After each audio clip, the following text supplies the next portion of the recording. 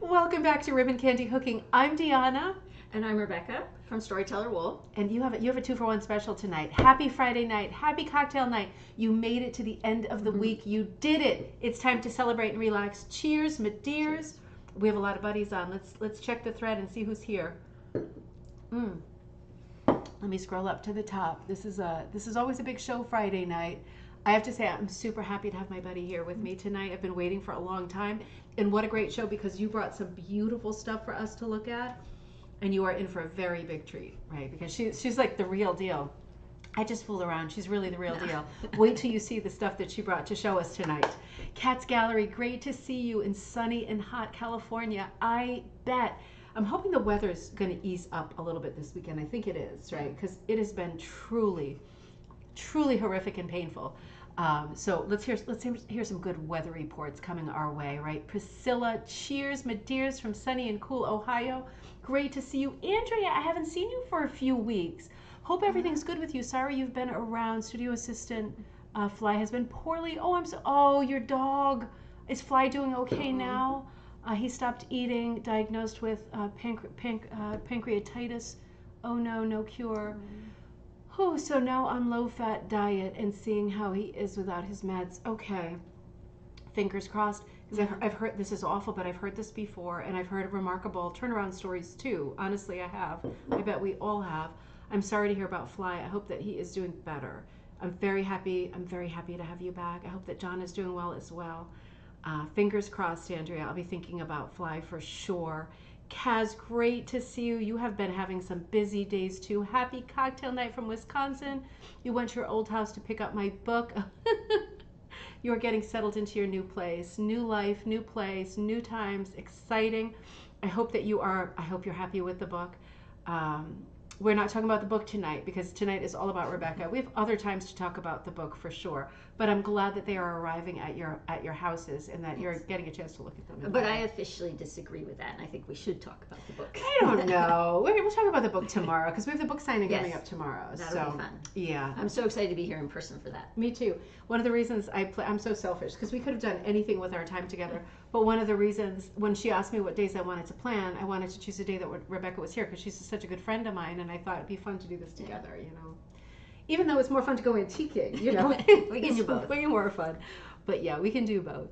So, okay, Kaz, I'm so glad that you got that. Linda H, happy cocktail night, Massachusetts. Book arrived. Fantastic. The book is arriving all over the place. My mom has like 4 issues of it over there on the floor. She's donating it to the local libraries, right, Mom? Yeah, 3 libraries and 1 for me. Yeah, 3 libraries and 1 for her. So that's a great thing to do too. Yeah. I didn't even think of that, but sometimes the libraries, the smaller ones, don't have the budget for like, you know, new releases. Yeah, the one thing I will say about the book is that it's #1. And it's not just in rug crafts, it's in crafts and decorating. So that is really remarkable that a rug book could make it that far. And that's not me buying it, that's you buying it. So thank you very much for that. We'll talk about, you have a book coming out soon too. We've got lots of things to talk about tonight. But that's the end of talking about my book. Let's talk about other stuff. Let's see, Kaz, Linda, Melissa, great to see you. Looking forward to tonight. You're getting your wool ready to finish your project. You are always working on a new project. I sent you your pieces, by the way, so that'll be all set. Looking forward to your next exhibit, right? Because we did a great show on Melissa last week, right, when you were at the Struts Gallery. That was a wonderful show. Great content. Sharon in Vancouver, hot and sunny up there. Good to see you, Linda B. Howdy in New Jersey. Oh, I'm glad that you love the book. Excited for tonight's double header. I did describe it that way, didn't I? It's such a treat. It's such a treat to have you. We're at my mom's house right now because the airport is close to my mom's house, the Bradley Airport. Unfortunately, I was not even within an hour of the pickup time because there was a horrible accident. It's just, you never know. And my plane was late too, so. She's being very polite. I was an hour late because it was just stopped traffic, and then we had that biblical rain, and it was all a bit frantic and hectic and crazy, and it's just a wild. Can you ever remember a summer when we've had this kind of crazy weather? No. It's different, right? No. It's not our imagination. And I kept getting alerts on my phone saying, you know, because I flew out of Denver, and they were saying planes might not take off, and I just learned that after a certain temperature, planes can't fly. I did not know this. Like if it's too hot, if it's too cold. Okay. Yeah, it's an air pressure thing or something. But yeah, in Colorado we're used to, having travel interrupted by snowstorms. Oh, yeah. But now these summer storms, we're often getting things canceled, and that's really crazy. Because we did have in the afternoon, right before I came to get you, as soon as I got out of this incredible traffic jam, I think, God forbid, I think it was a fatality. So that is like, I was better sitting in traffic than the person who obviously had a problem, a very big problem. But as soon as we got out of that traffic, I thought, oh, I can put the pedal down a little bit and get there. And then the biblical rain started, and it was really crazy. Yeah. And I said to Rebecca, when she got into the car, when I finally got there, I was like, you can't imagine the kind of rain it was crazy rain. It was not normal rain. It was crazy, and you couldn't even see with the windshield on full blast. You couldn't see. And you said, oh, we had that up in the sky. We flew through it. Yeah, and then we flew, and then boom, and then flew, and then we'd hit these pockets, and the plane was would drop. Worst. Yeah, that's the worst. It was harrowing. Yes. You handled it so well, because I don't handle those things well. I would have left with a giant diaper on and some helpers. It would have been so bad. It is the worst. That's the worst case scenario. That made everybody not want to fly this summer, right? Because we all know that feeling of the plane dropping. Linda B. April, great to see you. Thank you for your message last night. Great to see you in Illinois. You have your book. You received it late afternoon. Can't wait to start reading it. I hope it's a good bedside book too. I hope there's some good. It's very personal voice of the book. So I hope it's fun reading as well as being informational and all that stuff too. Melanie, great to see you. Sunny and hot in Western Washington. Kat's Gallery. You still need to order the book. It's still there. It sold out twice yesterday. So twice within 24 hours, I think is quite good. And I managed to jump over. Did I tell you I managed to jump? Oh, I'm stopping with the book talk. But I jumped over the Cricket problem with the scrapbooking. They mistagged their book. They have 8 titles in the top 10. But I jumped over it legitimately. The book oversold it. So good. Yeah, I hate it when people cheat. That's the thing, isn't it? It's not like I care if I'm number 2, but don't let me be number 2 to someone who's cheating with the tags. That's not fair. I'm going to be a full blast baby about that. Bonnie, great to see you. Yellow from Hot Palm Coast, Florida. Yellow from Hot Palm. What does she mean? That's a typo. We're going to find out. Hello. Hello, Yellow. Yeah. That's it. Hello. That's it. Hello, Bonnie. It's good to see you. I'm on my second glass. Well, the last cocktail time, and I had my iPad was dying, so I had it plugged in. And if you don't use the Apple charger when you're charging it, every time I type, it was autocorrecting, and you're like, what is she writing? Yeah, it was so crazy. So, but I had 2% power left. So maybe it's the same problem. I think everybody has those struggles, right? This is just the nature of the beast these days. So funny. I'm sorry, Bonnie. That was completely. That was the first glass of wine talking right there. Karen. There we see it. Hello, and then we know. Hi, Karen. Karen's your buddy from home. Yep, she lives about an hour and a half south. Oh, you're lucky. You got a good hornet's nest of people over there. Such talented people as well, right? That whole group is super talented. Great to see you, Karen. We got there in the end, Bonnie. Gayla, great to see you. I love the picture you sent me of you with the book. Can I show it? I was such a jerk. I love getting these pictures. It's such a pretty picture of you too. Here we go. These are the kinds of messages I love getting on my phone. It's fun. It makes me really, really happy. Ruth, great to see you. Good evening. SRR Games. SRR Games. Will you be hooking today? See, I thought that was Teddy. That's not Teddy. I am so sorry. We will not be hooking, but we'll be talking about hooking, right? Yep. So we're talking about punching, hooking, and lots of different techniques. Some Prody. Yep. Some Prody. I can't think of anybody more than Rebecca that does more techniques, right? You are the super grab bag girl of many. I like to combine things. Yeah, you do. And you do it so well too. It's not forced, it's not square peg, circle hole. You just do projects that have tons of different techniques going. And that's kind of your thing. Well, often it sounds sort of crazy, but the piece tells me. Mm-hmm. When I'm looking at design and thinking about it, I'm not thinking, oh, I want to work in a Prody and quillies. It just all of a sudden that needs to be a quilly right there. Just it tells me. Oh, that does sound crazy. Yeah. I'm just kidding. That doesn't sound crazy at all. It's nice when the piece kind of lends itself or gives you. You're just inspired because you're so talented. it's called inspiration. It's not ghostly at all, is it? It's just great inspiration. And Judy is on. Happy Friday. Brenda is on to the dynamic duo. Wonder Twin powers activate. Form of an eagle. You have to be like a bucket of water or something like that, right? Something well, like you could be the bucket of water. I'll be the bucket of water. Yeah, I could be the wind coming in. You be the wind. You be the. We have got it. Between the two of us, we've got it together for this show. It's going to be a lot of fun. Ruth says I got an update on your book. It'll be here Monday. I'm sorry, Ruth. That's a bit of a delay. Candace, great to see you. Happy evening. M. Van Stewart. Hey, how's it going? Finally. No, you are perfectly on time. Good to see you. You ordered your book. To be continued. People are still ordering them like crazy. There should be tons. Yeah. Yep, it's super fun. And I had some questions. Will I be reviewing my own book? I don't know. That's like a bit of awkward territory for me because I can't really be subjective, can I? So I'm going to say it, and I'm going to put Kirsten on the spot. I'm sorry, Kirsten, but I sent a message to Kirsten, and I said, could you review my book? Would that be something? Because then it wouldn't feel so awkward for me. She's going to hate me for saying that. That really just put her on the spot. But I was thinking something like that might work better. Judy, Dave, good to see you. Popcorn and beer. Oh, you're keeping it simple tonight, Dave. Well, that still sounds scrumptious and perfect. What is going on? Do you see what's going on here? I'm having a thing, but it's okay.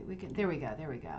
Deborah, great to see you. I'm so sorry about that stupid mistake I make. We'll sort that out on Monday, I promise. Book came today and it's really good. Linda Ann, great to see you. And I will keep an eye on this thread as people log on. Oh, I missed a bunch. Did I miss a bunch? Judy in Weathersfield from Thistle Needleworks, good to see you. Glad you will not be talking about frogging. Well, are we talking about frogging tonight? Like closures, frogging? Is that you mean like closures, like frogging, like making the closures and stuff? Well, don't people use that term for undoing their work? Oh, that's right. Rip it, right? Oh, is that where it comes from? Yeah, rip it up. I always wondered. Okay, that makes sense. No, we're not going to talk about frogging. No, I don't think so. No. I had said Prody. Maybe that's Prody. You heard froggy. No, I think she's joking. I forgot about the ribbit. Glad you're not talking about. And Gail's in Australia. Good morning, sunshine. Kirsten, yes, I will do it. Oh, sorry, Kirsten, I put you on the spot, but thank you so much. That'll be great. I think, and chock full of photos. It is chock full of photos, for sure. And thick. Yeah, are you reviewing it right now? It's really thick. Judy says, rip it. Yep. Yeah. And Cass says, Rebecca, I wanted to let you know, can you see that? Yes. That I punched your kit. Shine. So that was the International Punch Needle Day kit for 20. Yeah. Wait, we're in 23. So that was 22. Yeah. Right. Yeah. Yes. And wonderful. She loved it. She says, oh, wait a minute. And she gave it to her coworker for a goodbye gift. She loved it. She needed shine in her life. Aw. And Lily is logged on. Hey, you're here. Miss me? We do miss you. I know you have busy days and you work on Fridays. So we're always happy when we have you.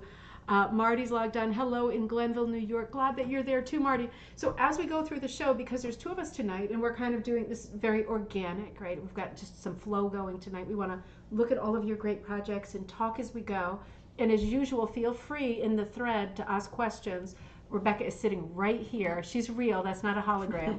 So she's here from Colorado. And if you have questions for her about her projects, about your techniques, you can absolutely ask them right now in the thread because she will also see them and we will be able to answer in live time. So this will be a lot of fun. Should we get started? Sure. Okay. So what piece do you want to show us first? So I'm out here because I go to the Northern McGowan workshop and I'm working on getting my certification, and it's sort of a minimum of 3 years, add in COVID and it's longer, but people have taken, it's not a set amount of time. So you can take a decade to get certified, but I'm actually wrapping up my certification this year. And how do you accrue sort of value that allows you then to have enough credit? Well, so you hand in certain pieces. So we needed to hand in 2 fine cut pieces, one showing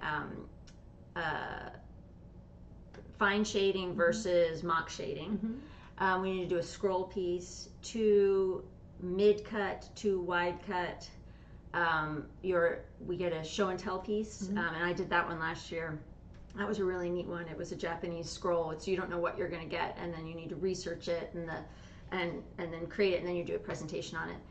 And so I've handed a lot of those in. So I'm handing in my final pieces. So I brought the final pieces that I'm handing in, as well as just a fun piece I was working on, and then a piece for the boat trip in Maine that I'm going to be teaching in. It's a great piece. A month from yesterday we sail. Yeah. So that's incredible.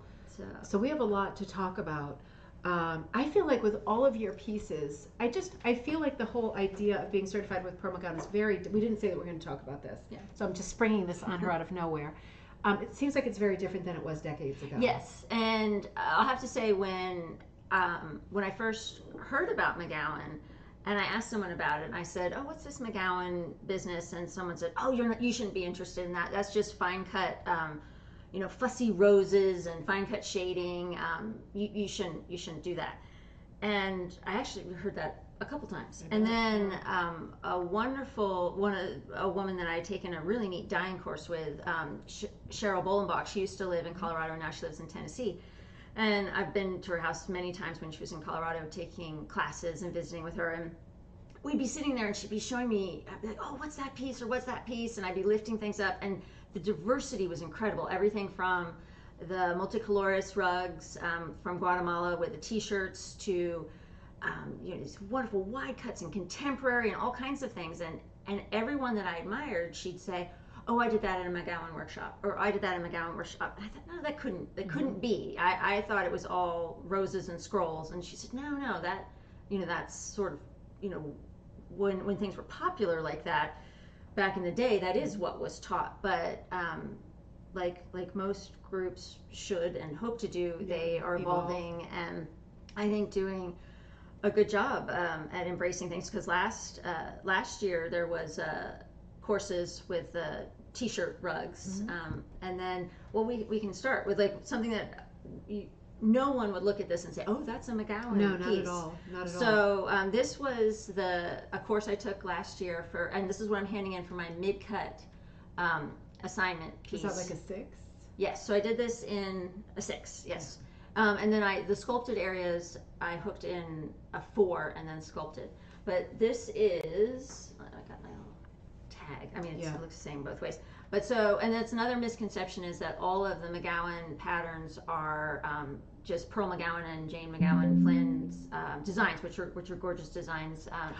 We've got to plug the. Okay. Yeah. All right, I'll keep talking. The cherries. Plug that in. The cherries landed on top of the plug. Okay. Okay. Whew. Yeah. Well, that was no, me seriously, that wasn't a metaphor. The cherries were on top. Take the cherries off. Yeah, we lost power due to fruit. The fruit gotcha. So anyway, so all the patterns, like if you go on the honey beehive, you'll see patterns from all sorts of designers, and so this one, and I'm hoping I'll say her name right. Chizuko is what I think. Chizuko Hayami. So there's at least 4 or 5 women that come to workshop every year from Japan, and this is one of her patterns. And this was taught to me in a class. Oh, we got your little. I'm just going to put it around you so the cord doesn't. All right. And so this class was taught by Ingrid Hieronymus, and who's a fabulous dyer. Epically famous and iconic. Yeah. What's the name? Ingrid's company. Her dye books are fabulous. Yeah. If you ever get a chance to take a class from Ingrid, you must. And so she did this piece like 4 or 5 different ways, which is just very overachieving and wonderful when you have a teacher that creates 5 different samples. Yeah. And I so wanted to be in her class, because there's no guarantee of what class you're going to be in, because each morning you get to pick, but it's based on the color of your name tag, so that Is that ranking, or is it like getting tickets to Def Leppard? No, it's just so that it is fair. Yeah. So on Monday the red group gets to pick first, on Tuesday the blue group gets to pick first, and that way everyone gets a chance at least one day to get the top teacher It's that nice to they know were it's wanting. fair. Yeah. Yeah. Well, But it must be. especially because I'm teaching this time, so I'm like, so they have, Well, of course they have to everybody's going sign to up. want. Yeah, of course everybody's going to want to take Rebecca's class. So, but I was so thrilled to take this, because it was just really fun to work with dip dyes, to talk about sculpting, and she actually taught it where you could punch it and hook it, and she made it reversible. I didn't make mine reversible because I'm hoping this is going to go in my daughter's dorm room. I think Caroline's going to love it. Yeah. So let's look at it a little bit closer up. Let's first talk about the texture, because you can see it's highly textured, right? Can you see how it's raised here? And this is still wool strips, Yes. right? You didn't punch this that is part. all wool strips and all hooked. So let's talk about this part. How could you do something like this with this nice raised look? And if I had to hook it again, I'd probably hook it even higher. That's something that often people get shy about. And as we were working on it in class, Ingrid kept walking around going, hook it higher, hook it higher. And that's why I actually like to use a punch needle when I'm sculpting, because it forces me, because I'll punch and then I'll hold it from the other side to get a double height. Yeah. Where hooking, I don't always get as high as I want to create the sculpting that I want. Yeah. So yeah, you just hook high and then lots of trimming. All right, so you just pull it high like you're doing your regular hooking, and then you just Yeah. trim it much higher. And is it more dense? Do you hook it more Yes. dense? Okay. And that's another thing with, and I'm going to be talking about this in my class this week because there's going to be some sculpting in the class that I teach at McGowan. Is this the first time you've taught a class? Yes, because that's part of your Yeah. certification too. You have to teach. Yeah. So that's the final part. But I do find that having the right tool helps. And yes, you can hook this, and I did hook this. But again, if I were to do it again, I would punch it from behind, because when you're punching, you can get a density that's much greater than when you're hooking, because as you hook these high loops, you can't always sort of see what you're doing, where when you're punching from behind, you can really pack that in. So I think I'm good. My mother's on. I'll have one drop more. One drop. I figured since It's I'm Friday right night.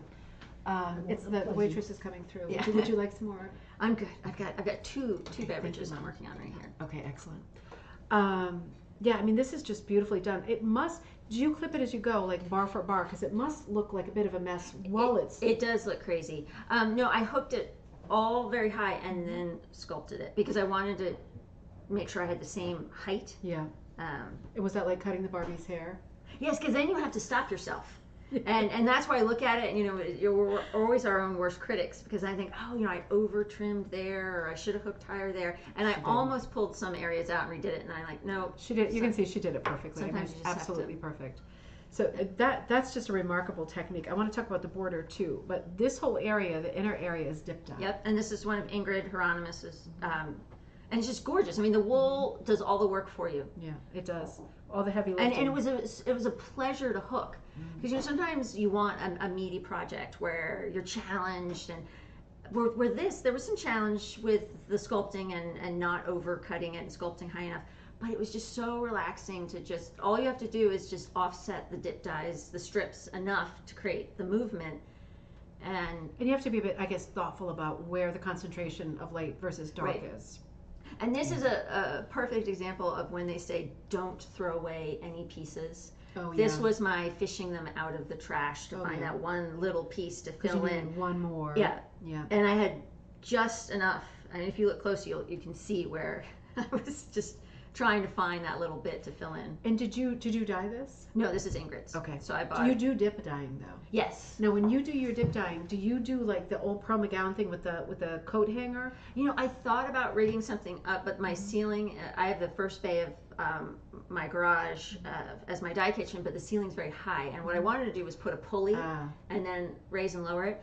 But I find I'm sort of impatient with my dip dyeing. I like, what you see people say, okay, dip it 20 times and then 20 times and then 20 times, where I'm like, little here, little there, up here, and then I just do it by feel and by eye. And so but I did sort of develop dip dye shoulder from. You look like Man from Behind or Yeah. something, because your shoulders are like so sitting here like this brawny. for hours. Yeah. So I was doing a lot of dip dyeing for That's like related to Housemaid's knee or something, like one of those old ailments, right?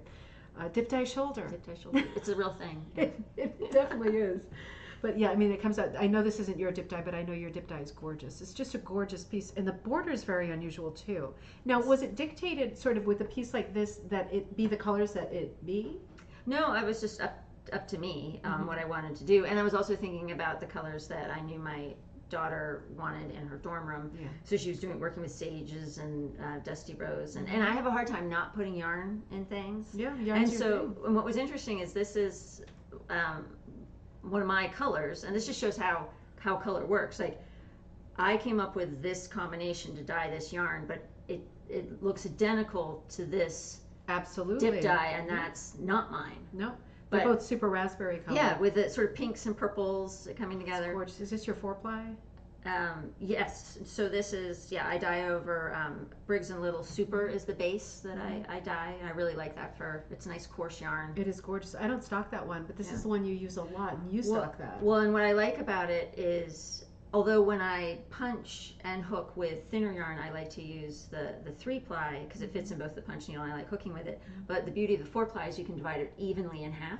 Oh. And so 2-ply can go in the Oxford thinner needles. Oh, interesting. So then, since I tend to dye the bulky weight, I then have all these colors to pick from, and I just divide it in half for a project. That's smart. Instead of having to then dye a thinner yarn. That's very smart. Dave says, I've played around with punch needle, holding the loop for extra long loops. Yes. Yeah, and it's so simple. I don't have a punch needle with me at the table, but I keep my hand, just like with... Do you want me to find your box? Where's your box of tools?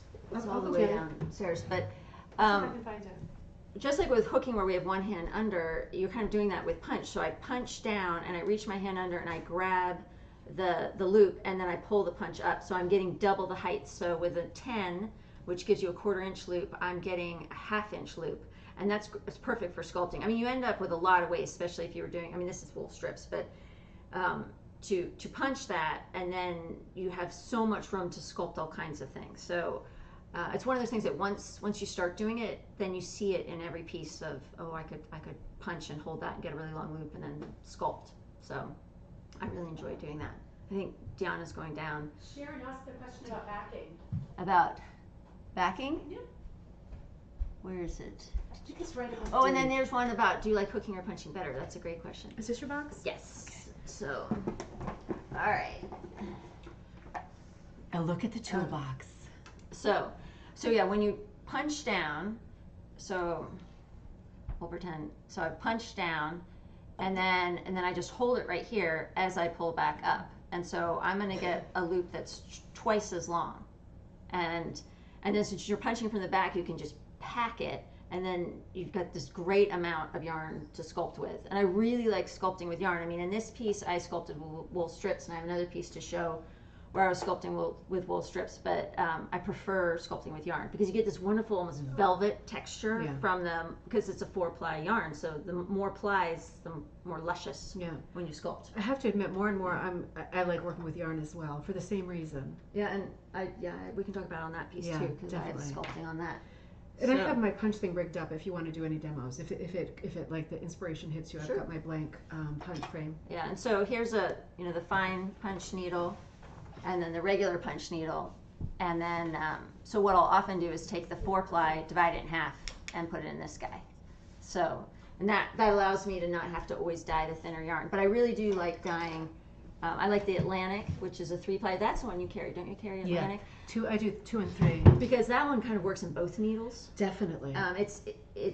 It's just on the hairy edge of being too thick for the fine needle, but I really like it because I just punch every other hole and it gets good coverage. It is. It is. I like the expression hairy edge too.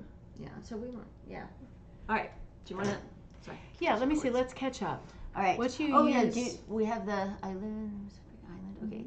Then do you like hooking or punching better? Yeah. So it depends on the project, and that's actually, I deal with that a lot in the book I have coming out in, we think, January of 24. I don't have, it's in editing right now, so I don't know the exact publication date, but they're saying January of 24. With Rug Cooking Magazine. Yes. Yeah. And the working title is Rug Hooking in Harmony. I'm pretty sure that'll be the title. But the idea is we've got traditional hooking, we've got punch needle, we've got Prody, we've got standing wool, and I mean, standing wool and Prody are sort of, I think, cousins in a way. Definitely. But I love to combine things. So I'll look at something and say, well, what is the best tool and what is the best fiber for the project? So I could probably talk about it with this. I'll put this piece over here in case we return. So this piece is completely hooked. Which way do I like it to? All right. So everything in here is hooking, but there's no reason I couldn't punch some of it. But this is a good example. This basket weave we have here. Actually, the basket weave looks a little bit better this way. I really love the way this looks with wool strips. To do the technique, it's easier with a punch needle than with a hook. But I like to use yarn with punch needles and wool strips with hooking. I like the look of it hooked better than I do punched. When this is punched with yarn, it's not as dynamic. Well, no, because there's no flat, right? 'Cause Right. It looks like, I mean, it looks like a basket weave, like it's rattan or something like that. So that, like, if I was working on a project, I'd say, well, I really want that, so I'm going to hook that. And yes, you could put wool strips into a punch needle, but What a nightmare that is. I don't like doing that as much. And like here, I sculpted with wool strips. Mhm. And they're very fine cut ones, and that's another thing. You often find fine cut at antique malls and different places. You'll find bags of, and people pass them right by and say, "Oh, I'm not a fine cut hooker." Well, you could grab 3 or 4 of them, pull them up on your hook high, and you can see that's what I did here. I don't. So you're running 3 or 4 through in one go. Yeah. Yep. So it's not individually. I grabbed them and hooked them up high and then sculpted it. So don't pass up those thin ones. That's a really good tip, because I pass those up too, because I'm like, I got enough problems without the number 3s. Yeah, it's fun. So back to answering, do I like hooking or punching better? It completely depends on the project and what I'm going for. There's certain ones that just lend themselves more to one tool than the other. Yeah, and it's nice to mix it up, isn't it? Yes. Yeah. Sometimes you feel like, and I think that's the fun of it for me. Definitely. Sometimes you feel like a nut, and sometimes you don't. So let's see. I see. What did you use for this? All right, It's happening again. Oh, it's because oh my God. I think my hand hit it this time. All right. It's not the cherries. Yeah, it's not the cherries. It was the cords running right by me, and I talk with my hands. So Okay. So all right, what did you use for the white in the stripes? White. Oh.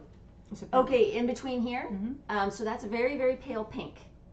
So I just looked for a color that complemented the dip dye and put that in between, because I thought that would help the sculpting be highlighted versus having the dip dye in between there. Mm-hmm. So I use a solid in there. So it's very pale pink. Because if you had mixed the gray with the pink in the background, I think it would pop a little bit less. Yeah. Because they're 2 different patterns working against each other. I think it works really well just having chosen the pink.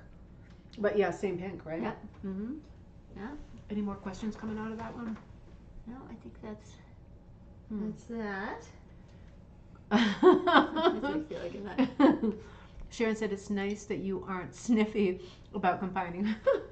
No, and in fact, I kind of feel that's sort of my my mission or calling. Like, I feel so strongly about it. I feel that rug hooking to start with is a niche craft. I mean, you can't go anywhere without tripping over a quilt shop.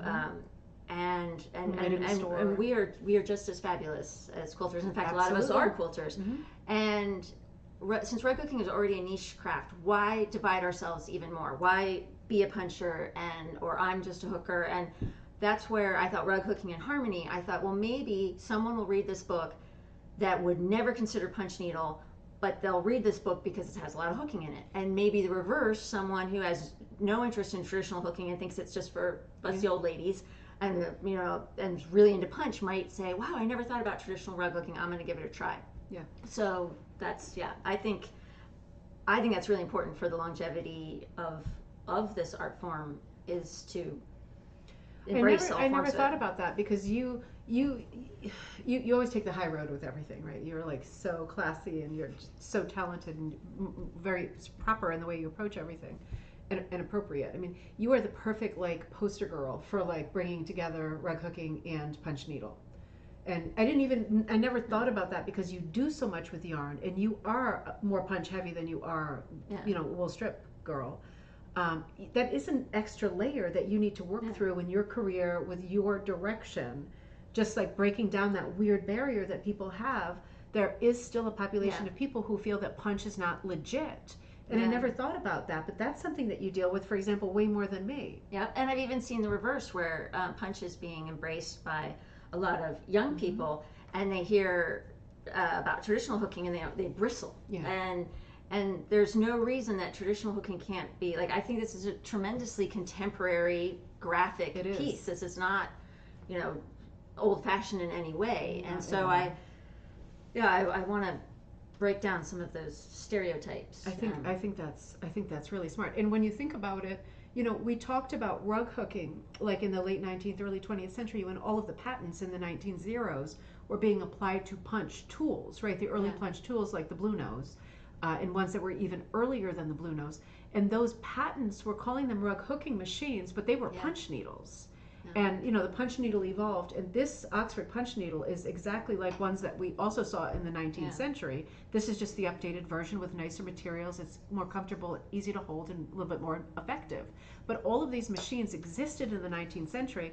We were just still calling the craft, while you were holding a punch needle, we were still calling it rug hooking. Yeah, and that's why it's called punch needle rug hooking, which then confuses people because it's not a hook. But both the punch and the hook use the same running loop stitch. Exact same stitch, it's just different sides. Yeah, but I think the insistence on using the phrase rug hooking when you were using a different tool did at some point historically delegitimize the craft of punch needle, because then everybody came along 70 years later and said, oh, what's this new craft? Yeah, and it's like, it's just as old as rug I know. hooking. Yeah, I mean, the first punch was patented in 1881. I mean, that's old. That's old. That's old. That's old enough that we shouldn't be talking about it anymore. Yeah. So, yeah, no, I think that's great. Let's talk about some of the other sections of this mat. Do you want to? All right, sure. So I was just playing around. I love hexagons, and I had a lot of leftover strips. So I wanted to just experiment, and I liked looking at, all right, if I take values, because I had some value swatches, and I go from dark to light, what does it look like? Or going from light to dark, and it can I mean, these are two different colors, obviously, but it can change the look of things. And depending on your background, I did this in a larger piece recently where all the hexagons are gold. And it was very interesting how when I went from dark to light, it wasn't as intriguing and grabbing because there wasn't enough contrast with the background. So it's just sort of a fun experiment. And then with this, I hooked the pieces, these darker red pieces, on their side. So if you only have an 8 cut, if you have a cutter with one blade, or you're using a rotary cutter, and you think, well, how can I achieve a fine line? You don't have to have a 4 cut or a 3 cut. You just turn the loops and have them sideways. It creates a little bit of torque on the back, but then you can cut them too and make them even thinner. So it's just sort of a fun So you're saying trick. it creates torque on the back. You are not ending. You're not cutting the loop. You are just turning. Well, I did cut it in this case here, but I did there. It's very pronounced on that. Yeah. So you're hooking it up, and instead of the loops all lining up, you're having it go to the side. However, I will say that this is great because especially if you're using a bunch of noodles that you just have left over and they're already in an 8 cut, but I do find it harder. So that's again like I was working on a piece where I did this, thinking, oh, it would be easier for my students because it's all in the same cut. But this is actually more challenging than just grabbing a 4 cut and hooking it. Absolutely. So I like to sort of teach myself as I go. And so it's good to experiment and realize, actually some people say, oh, I don't want to hook with a finer cut. It's actually easier to hook with a finer cut than to turn it on its side. It is because if you can imagine, if you turn like an 8 or more cut, like a primitive cut, right? That's a big width of fabric to be making the turn. You really have to get it right because the angle will show, the directional will show. If you're directional hooking a background with an 8, 9, 10, it's really going to show the direction because each of those loops come up like a little Pez candy. They're like a giant rectangle. It's not like a piece of yarn, right? Like a little nubbin on a yarn. You really see the way that the thing moves, and because you know that that's something you cannot hide with a wide cut, you really have to be thoughtful about the way your technique is way more important. And it was easier here than I recently did it where I was outlining a leaf. And I thought, oh, I'll just turn it on its side. But when I outlined everything, it was so chaotic to then go in and fill, and then I was going to trim it. And so then I pulled it out and then rehooked it with a 4. Because it was just easier. I love how with this piece, right, the color palette on this piece it's like if I were just looking at this and I didn't know that it was by you, it's super contemporary. But the colors are like the old rose, the wood rose, like my favorite Reseda, colors. The bronze gold, the old golds. Like these are the old Cushing colors. But you put that nice light gray background on it. Like all of your stuff is very contemporary, and it pops and it looks like a very contemporary piece. Because if you were just looking at these colors, I think laying down without any vision, you'd be like, those are quite old-fashioned colors. Yeah, and then I also found it could have been too much, even if they're sort of older colors. I did experiment with a different background, and then it just felt like the colors were all competing with each other. So yeah, I mean, if you put a brown background, it would not be the same effect. It would look old-fashioned, but it looks super contemporary. It reminds me of like a beehive. Yeah. Right? Well, and then you'll often hear or read to not use gray because gray likes to leach and steal from the colors that are next to it. But this kind of needed that a little bit. I think that's super silly because you've got like warm brown grays, you've got lights like stony blue grays. Taupes, I mean, they function as neutrals, but they are all very different. And gray is the ultimate shapeshifter as a color.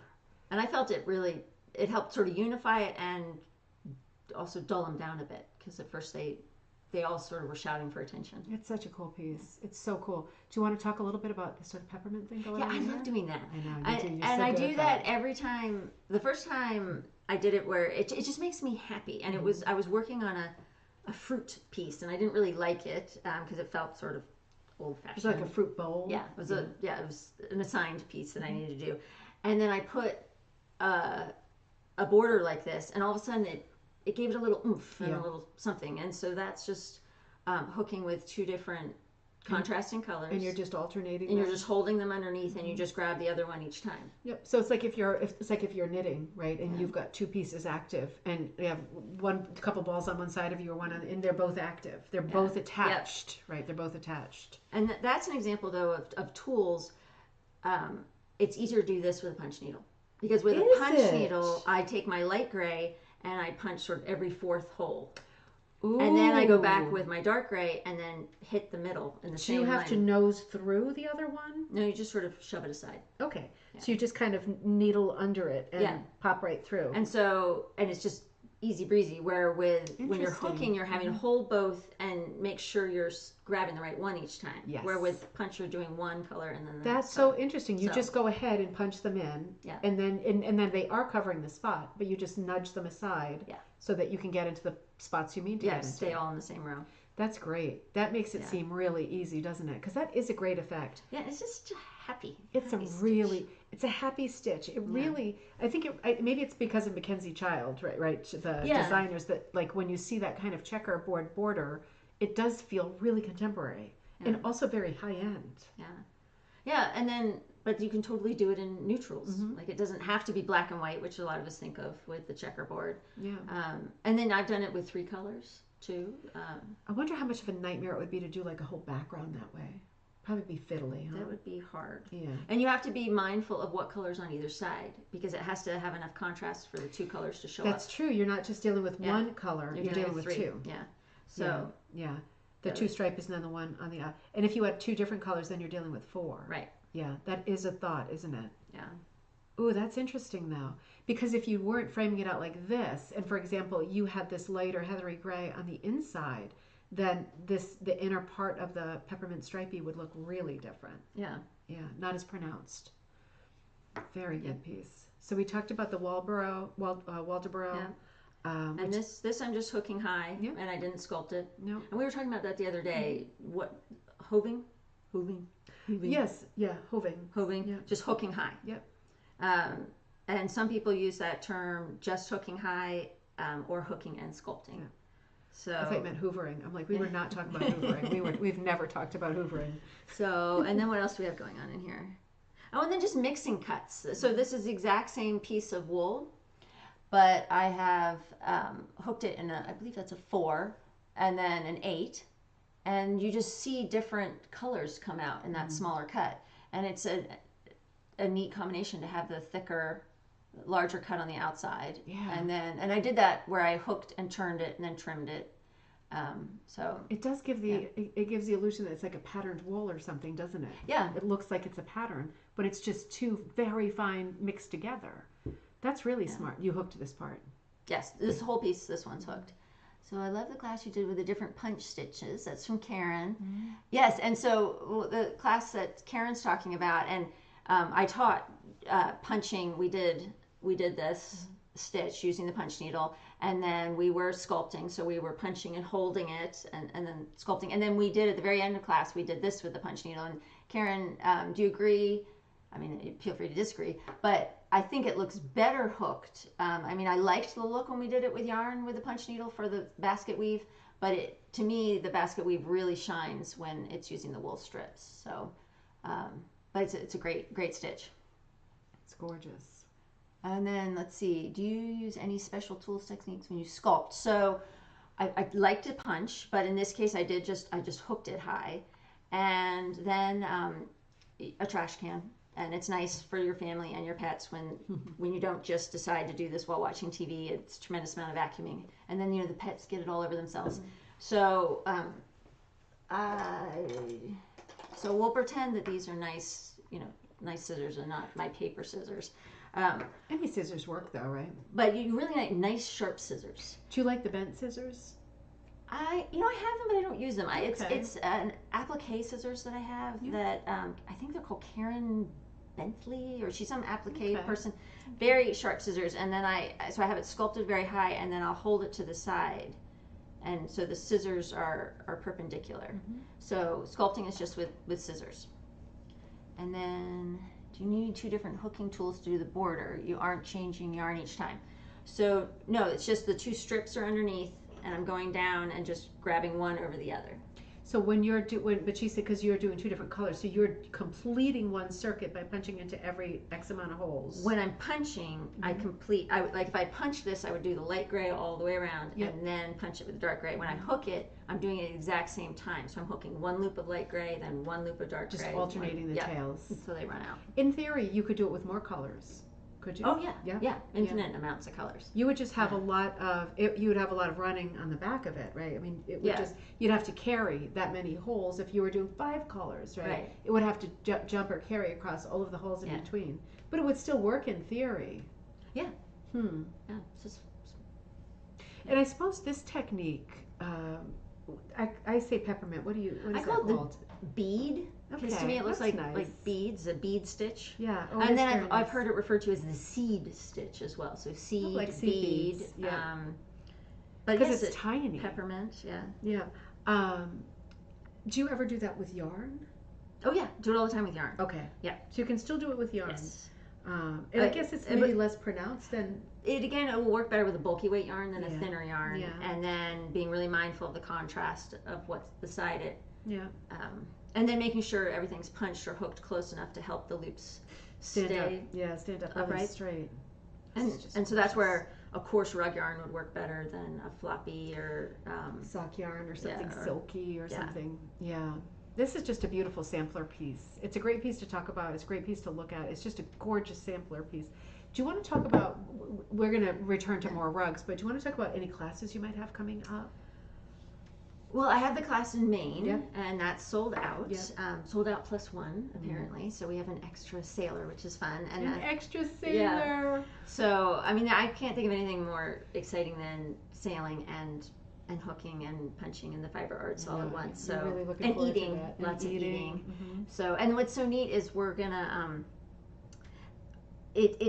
the itinerary is not laid out. It is truly, and I'm calling my class, the theme of it is where the wind blows, because that's literally what we're doing. We're going to wake up, and how the wind is blowing will determine which little Maine island we might sail by or stop at. So, I mean, just the freedom of that. And then if we can approach that in our fiber art and say, well, like I was saying before, it sounds sort of silly that the piece might tell me what it wants, but looking at something and saying, well, what should it be? What materials do I have on hand?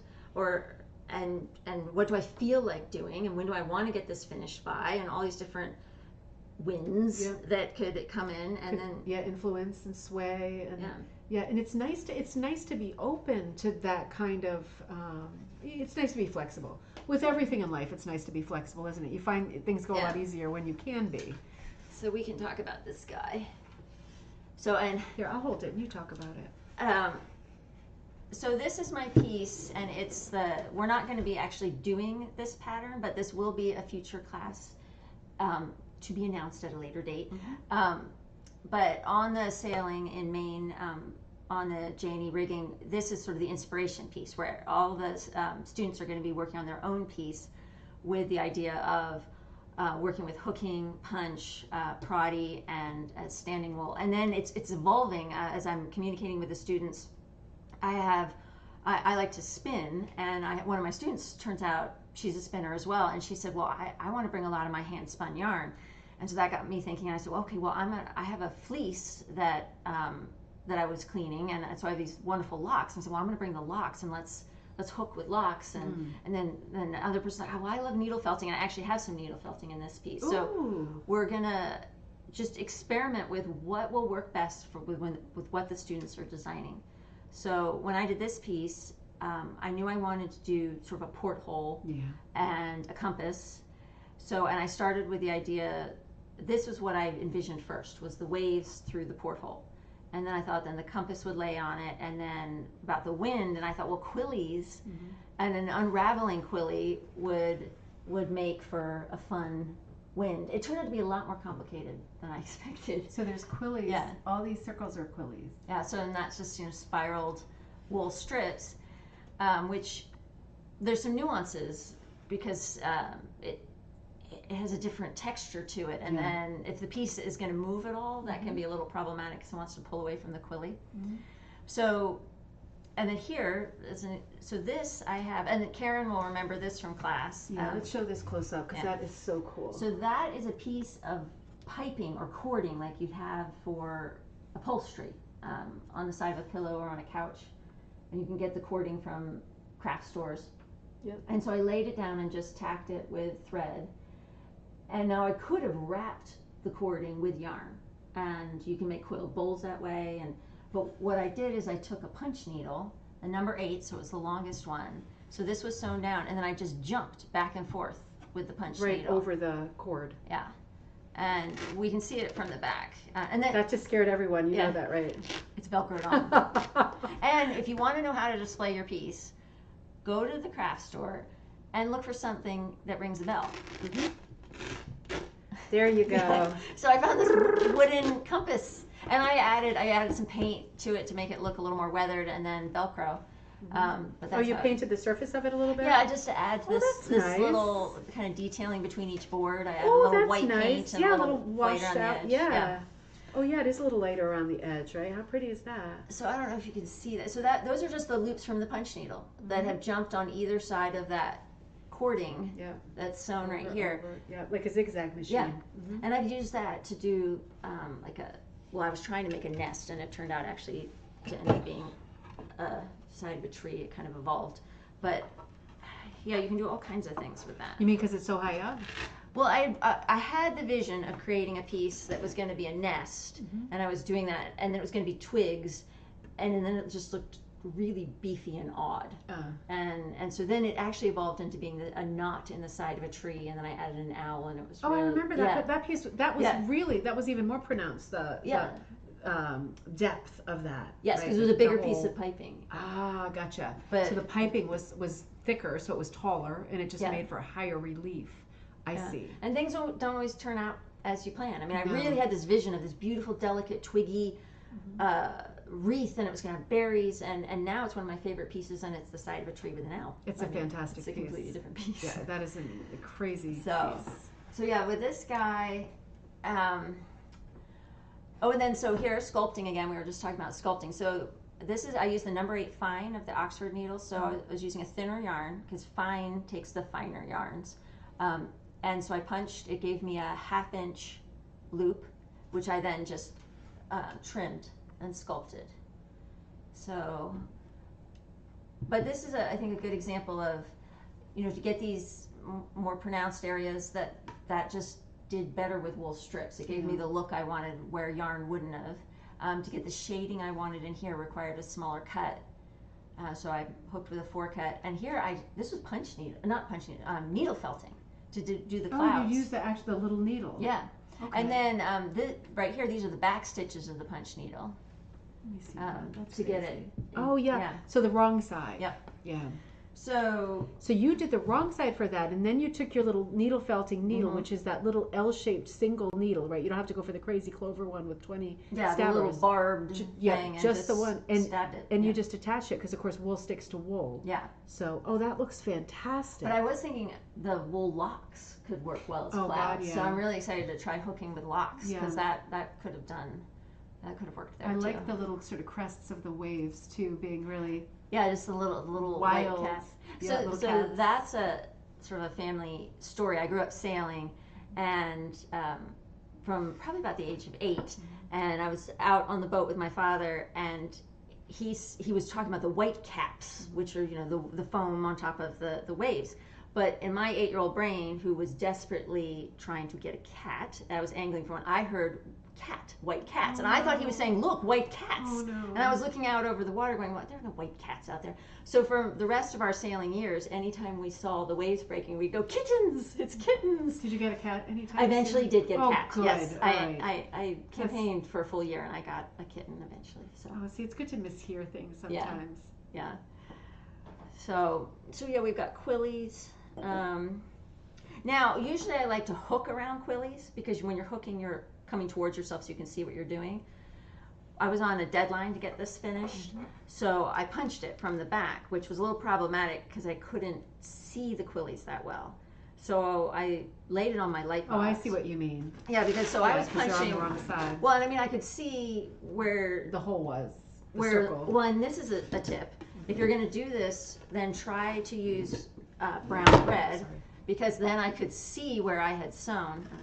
Oh, I see what Yeah. you mean. So it contrasts. yeah, Yeah. because so if you I can had used really white, see. it would have blended in with the monk's cloth, but I Yeah. still couldn't see them that well. So I laid it on my light table, but I could have laid it on a window, and then I could see the shadow of the quilly. Yeah. So then I traced around it, so then I could punch. But then I also kept my hand on the underside, so I could feel for the quillies. This is great problem solving. Yeah. Because this is what happens when you start working on something. You trip upon problems that are so bizarre Yeah. that you could never anticipate, like being at that weird juncture, and then you solve the problem. Well, and that's what's fun about knowing more than one Yeah. skill, because I would have preferred to hook it. I think that would have been it would have been mentally easier. It would have been slower, but I could see what I was doing better. Yeah. But because I knew how to punch, Yeah. And you had to get it done. Yeah, Right? so- you had to get it done because it was like the sample for the class. so I had options. Yeah. Now, did you talk about this part? with the So now standing? so we've got some standing wool in here, and I take that very literally. Like, I just literally stand the wool on edge. Now, some people like to take wool and fold it over and then stand on edge, but this is just, and it works better the thicker wool. But this isn't that thick a wool. It's just a little piece of yellow and blue, and they're standing on their edge, and they're just sewn down. Right, they're just literally standing in between the loops. One strip of yellow and one strip of blue, just standing right up. And I love playing with that. And then I did that sort of as the quillies unraveled, but I ended up having to do 2 rows of Okay. it to get it to show up. Yeah. I think, because you want it to look like you mean business, right? You Right. don't want it to just kind of be fading away, having people wondering. It's just such a gorgeous piece. So the idea with this, and I love all the different yellows here, right? That is just super, super So that's pretty. just a variegated Yeah, yarn. that is, it's got so many nice colors of yellow. So people will be working on this all week. So on this, it's a 4-day sailing, Mm-hmm. and they're going to be working on a 9x9 piece of their design. So okay. So basically, when I was asked to be the teacher, the organizer said, "Well, we'd love 4 or 5 pieces of your work Yep. as we promote the class." And even though I grew up on the East Coast, I don't have a tremendous amount of nautical Right. work, and Yeah. so I felt I really wanted to create a piece in honor of the trip and for the trip. So that's why I did this one. So they're each bringing a respective piece, and you're working on it together. Well, a few people are bringing pieces they're working on, but they are coming in. I'm bringing all the supplies, and so are the Okay. organizers. And the idea is that it's about the creative process, Okay. about them coming up with a piece to work on the 4 days. Okay. So So inspiration will Yeah. strike, and then so there's no kit, there's no catalog of patterns. I like Yeah, that. It goes with the vibe of the trip, Right, exactly. With just kind of like floating by the seat of your pants. Yeah. Yeah, so on the first day, I'm going to introduce the 4 concepts of standing wool, traditional hooking, punch needle hooking, and Prody, and we're going to discuss them, and then they're going to decide. You know, they might want to do a complete Prody piece, or they might, you know, not want to do anything with standing wool, or they might want to mix it. We'll just see. Gosh, that's going to be interesting, isn't it? And this piece is so neat. I just want to hold it up one more time because all the quillies, plural, around the sides are like different sizes too. Yeah. Right. So they're like swirling around like little clouds, and all these little circles are different sizes. It's such a great idea and slightly different colors. It's really an interesting piece because it goes this way. It has some busyness to it, but it really, it's a very what's the word, cohesive image. Super nautical. It reminds me, looking at like this kind of compass design, how similar this design is to like a flower design. Mm-hmm. I mean, isn't that weird? Yeah. Is that a coincidence? It must be a coincidence. I mean, it's just because it's a bit like a compass rose. It's a bit like a ship's wheel, right? Right. Yeah. Yeah. In fact, I just saw that. Yeah, It's the wheel. Yeah, it's a beautiful design. Something with like prongs off of it is a bit. Yeah, it's another shapeshifter of a thing. It's just a very cool design, and it's a great advertisement for the class. It's gonna be fun, isn't it? You're excited. I'm excited. It's coming up really soon too. So let's see. Let's catch up. Those sky quillies, so clever. Thank you. Patty says beautiful. Oh, Karen Buckley scissors. Yes. So Judy said yes. Those are great. My only concern with those scissors is the outside edge of the scissors feels sharp to me. So if you're using them for a punch needle and pushing your loops or your tails through, I don't use my Karen Buckleys for that. At least the ones I have, because of the outside edge of the scissors. Ooh. So like this part of the scissors feels too sharp to me, and I worry that it will cut the monk's cloth or the linen. Oh. Yeah. But they're just fabulous scissors. So okay. That's a great tip. yeah, I just worry Because that about would be a heartbreak if you had your piece all set and you made a hole in it. But they're just fabulous scissors. They are so sharp. Yeah. Yeah. So Yeah. I love those scissors. Oh man. So what other tools have you got there in your box? So one of The box I went down and got right, and putting you on the spot now, peeking into your box over there. oh, and these are a pair of scissors that I really like, and I've Googled them over and over again. I believe, because these were a gift to me, these are from Japan. So there's quite a few hookers from Japan, and when they come to visit, they often bring these as gifts, and so they'll show up in silent auctions. Interesting. And so a friend of mine bought them for me. I think she got them from a silent Because auction. they're a little bit curved. Yeah, so they've, and I've Googled everything, Japanese scissors, and you can see I had a puppy who chewed on them. Oh man. And then they say ARS on them, but I believe that is the plastic manufacturer of this. Oh, that doesn't help. Yeah, there's no, and then it says hard chromed. Yeah. But I think it's I like kind of these. metal. But Yeah, these are it's a great shape, and they're like soft. Yeah. Yeah. No, that's a good. Isn't it fun when you find a tool that like really works, Yeah. and you just try to hold on to it for as long as possible? So, and then the polar opposite of that, hard to find. We don't really know what it is. And then, Amazon, you can buy them in bulk. These are surgical scissors. Yeah. So they don't stay sharp for very long, but they're so inexpensive. Yeah. And to just have them, I have them all over the house, and they're perfect for pushing in tails for punch needle. And Okay. They're not too sharp for that. no. Yeah. And I just, since they're so inexpensive, I just keep them, because sometimes I'll be teaching a class and someone forgets their scissors. Yeah. So I always No, have that's handy. some of those. Did you ever have your scissors sharpened? No. No, me neither. No. I know they do it. I know, like, if you live near a rug hooking store, there's usually like someone who comes around every X amount of months and sharpens everybody's scissors. I mean, it seems so archaic and old-fashioned, doesn't it? I mean, I almost want to do it because it's like so quaint, but I haven't done it yet. I wondered. So, and then I brought 2 Prody tools. Mm-hmm. So this was another one that was a gift. So this is the hinged kind. And so it goes in, and then you grab your shape, and then pull it back through the backing. Yeah.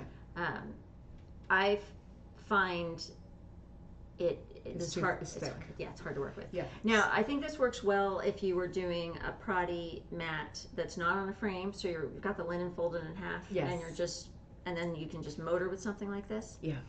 But I find it a little tricky and a little wide. Absolutely. For getting through the linen. So that's not just you. I'm going to chime in on this one too, because this is a massive pratfall waiting to happen. So yours are very fancy. No, that's okay. Yours are very fancy. The ones they sell on Amazon are more that color, right, of the sort of birchy blonde color. And if you order a Prody tool, right, this is what you get. Now, I want to point this out, right, because this came up with my book in the Prody chapter. The idea with this tool is to go right along the surface of the fabric, right? Is my thing right there still? Yeah. Maybe I'll prop that up. Because this is a sticking point, right? For you're all going to encounter this because this is a science problem. ARS is the name of the scissors. Oh, interesting. Oh, excellent, Allie. Thank you. We're going to be shopping for ARS so later. We're going to have to Google that. So this is rug warp, so I'm not going to go too far with this. But the idea with Prody is that you would stick this through here. Again, this is rug warp, so it ain't going to work that well. And you'd come out also on the top. Right, and you'd be able to open this up and pull it through on the top, right? Not going down, feeding it, pulling it up, right, piece by piece. You'd be going right across, opening this and pull it across on the surface, staying on the surface and pull your piece through. Now, with this tool, that is fairly physically impossible because even if you are using the loosest background, burlap, it ain't going to do it. Like, it ain't going to do it. Without ripping, you are not going right across and pulling something. It's a watermelon coming through someone's nostril again, right? It's not going to happen. So the reason why I think this is an issue, and I didn't realize this until I was working on the Prody chapter of the book, because Prody is an English craft, right? Should we put this one back down over there? Sure. Prody is originally an English craft, and they have evolved some slightly different tools than us. So in England, if you were to order a Prody tool, it would look like this, but this part, do you see how it's like cropped or abbreviated stops here? Their tool is more like needle nose pliers, and it goes right down to the tip.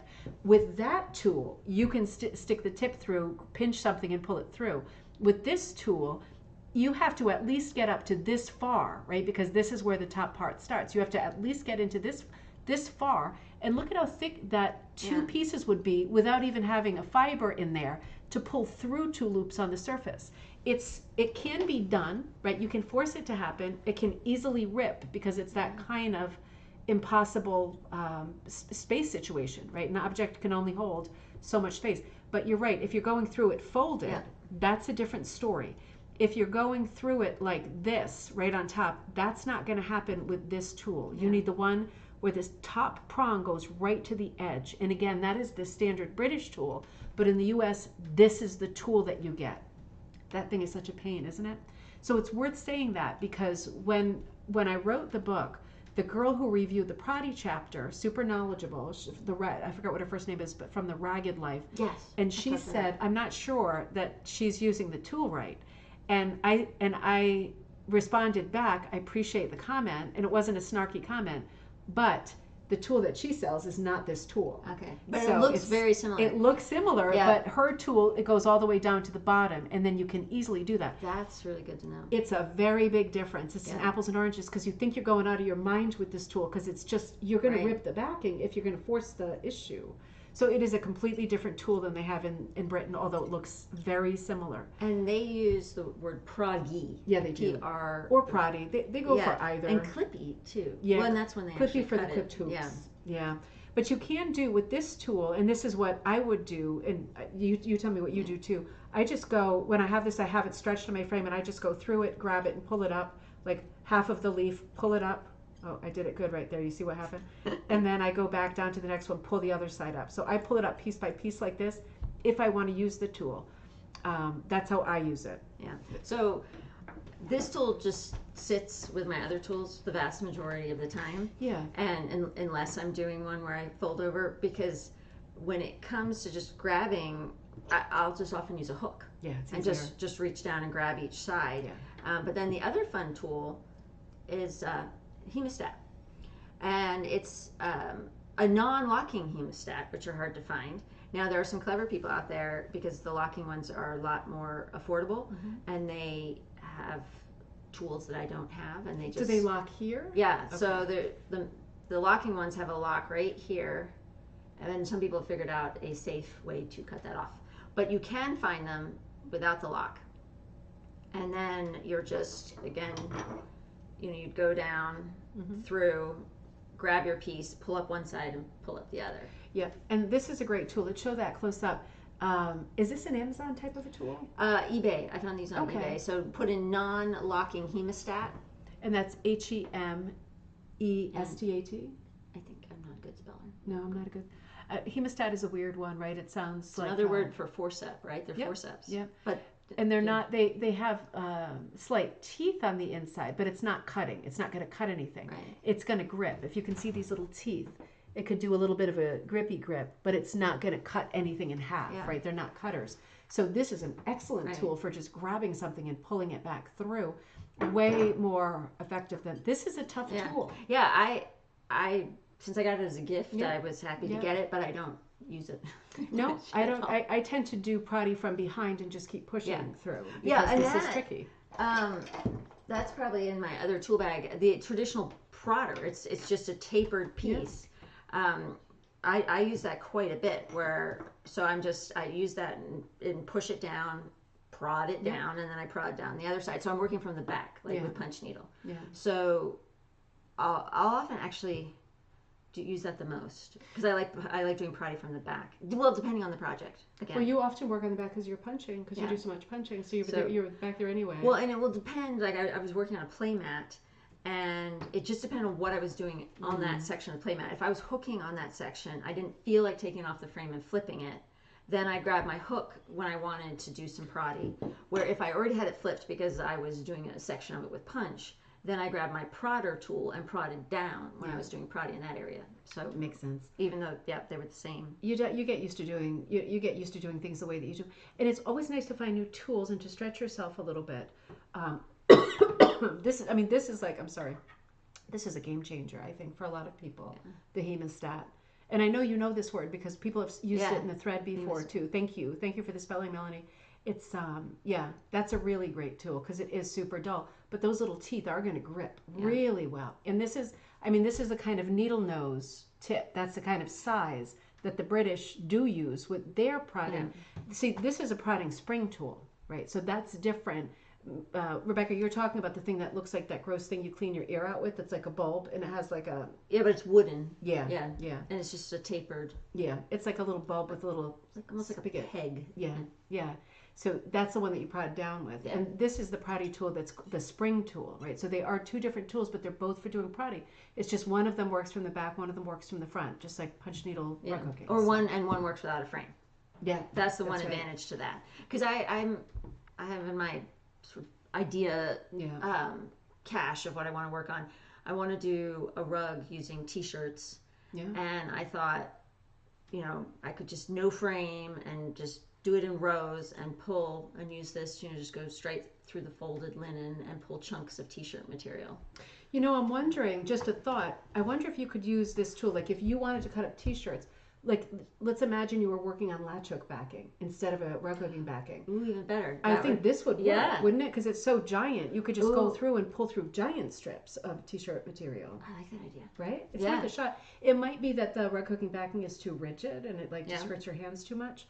But it'd be worth a shot because this tool was born to do something like that, right? It wants to do some heavy service, but our rug hooking backings, they're woven so tightly that this is not the optimum tool for that.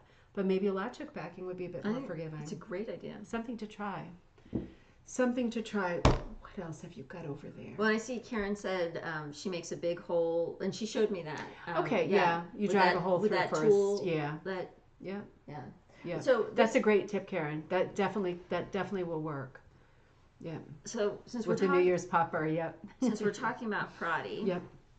Okay, and I want to mind the plug here. Could you use on burlap? Burlap, it's just you go awry on burlap, you're done. So I would just worry that with this guy that I might make a hole in the burlap. You could, but the Brits use burlap 100% of the time. You're right, they do. Yeah. So if we had the tool that was more tapered, like they use. Their tool. But I would feel comfortable with burlap using my hook or the these. Yeah, definitely. It's just this makes because the American this tool, triangle is so big. it's huge. And I could just really bust. Even bust with the fabric. craft store, because I tested it, right? When I got that comment with that Yeah. chapter, I thought maybe I did screw it up, right? It was all it took to like shake my confidence. And I bought every kind of burlap that they sell. I bought like the cheapest burlap, right? That's for gardening and stuff, that has the crazy wide open sort of weave to it. This thing, no way this is going through it. It's still not going through it. So I realized that we were talking about two different tools, and then I looked up her website, The Ragged Life, and I saw her tool, and it was needle nose right to the tip. And I thought, it's a different tool. Like that's their standard tool. It's not the same tool. It looks similar and it springs, but there's no way on earth it's going to work for us with this tool with this blunt edge to it. But in theory, burlap is fantastic for Prody, and because that's always what they've used. But you can't use it with the spring tool, not in the U.S. Yeah, I think the Ragged Life sells on Etsy. You can find. She does. She makes her own tool. Yeah. So if you were to buy that tool, that's a British tool, so it wouldn't cost that much to bring it over. But yeah, her tool that she patented is not this tool. And that tool, you could put that right across probably monk's cloth and still have success, because it's super fine. But it's not the one that you'll get if you buy from an American rug hooking store or Amazon. Yeah. Or I think that might have been Canadian, that one. Ooh. So, yeah. Well, the wood is much prettier than mine. Well, and I'll ask around at McGowan this week, and maybe someone can say the best way to use that tool. Yeah, I'd like to know what people do, because I mean, like I said, I've done like such crazy experiments with it. Like I did rip the backing on like so many things. I was just testing it out, and I'm like, it's physically impossible. So, and the fact that you would have to do so many pieces with Prody, you would be upsetting like the weave so much. Yeah. It's impossible. It's physically impossible. So I'd be curious for people who own this tool to see them using it, because it's just a bit of a mystery. I'll ask around. Yeah, to be continued.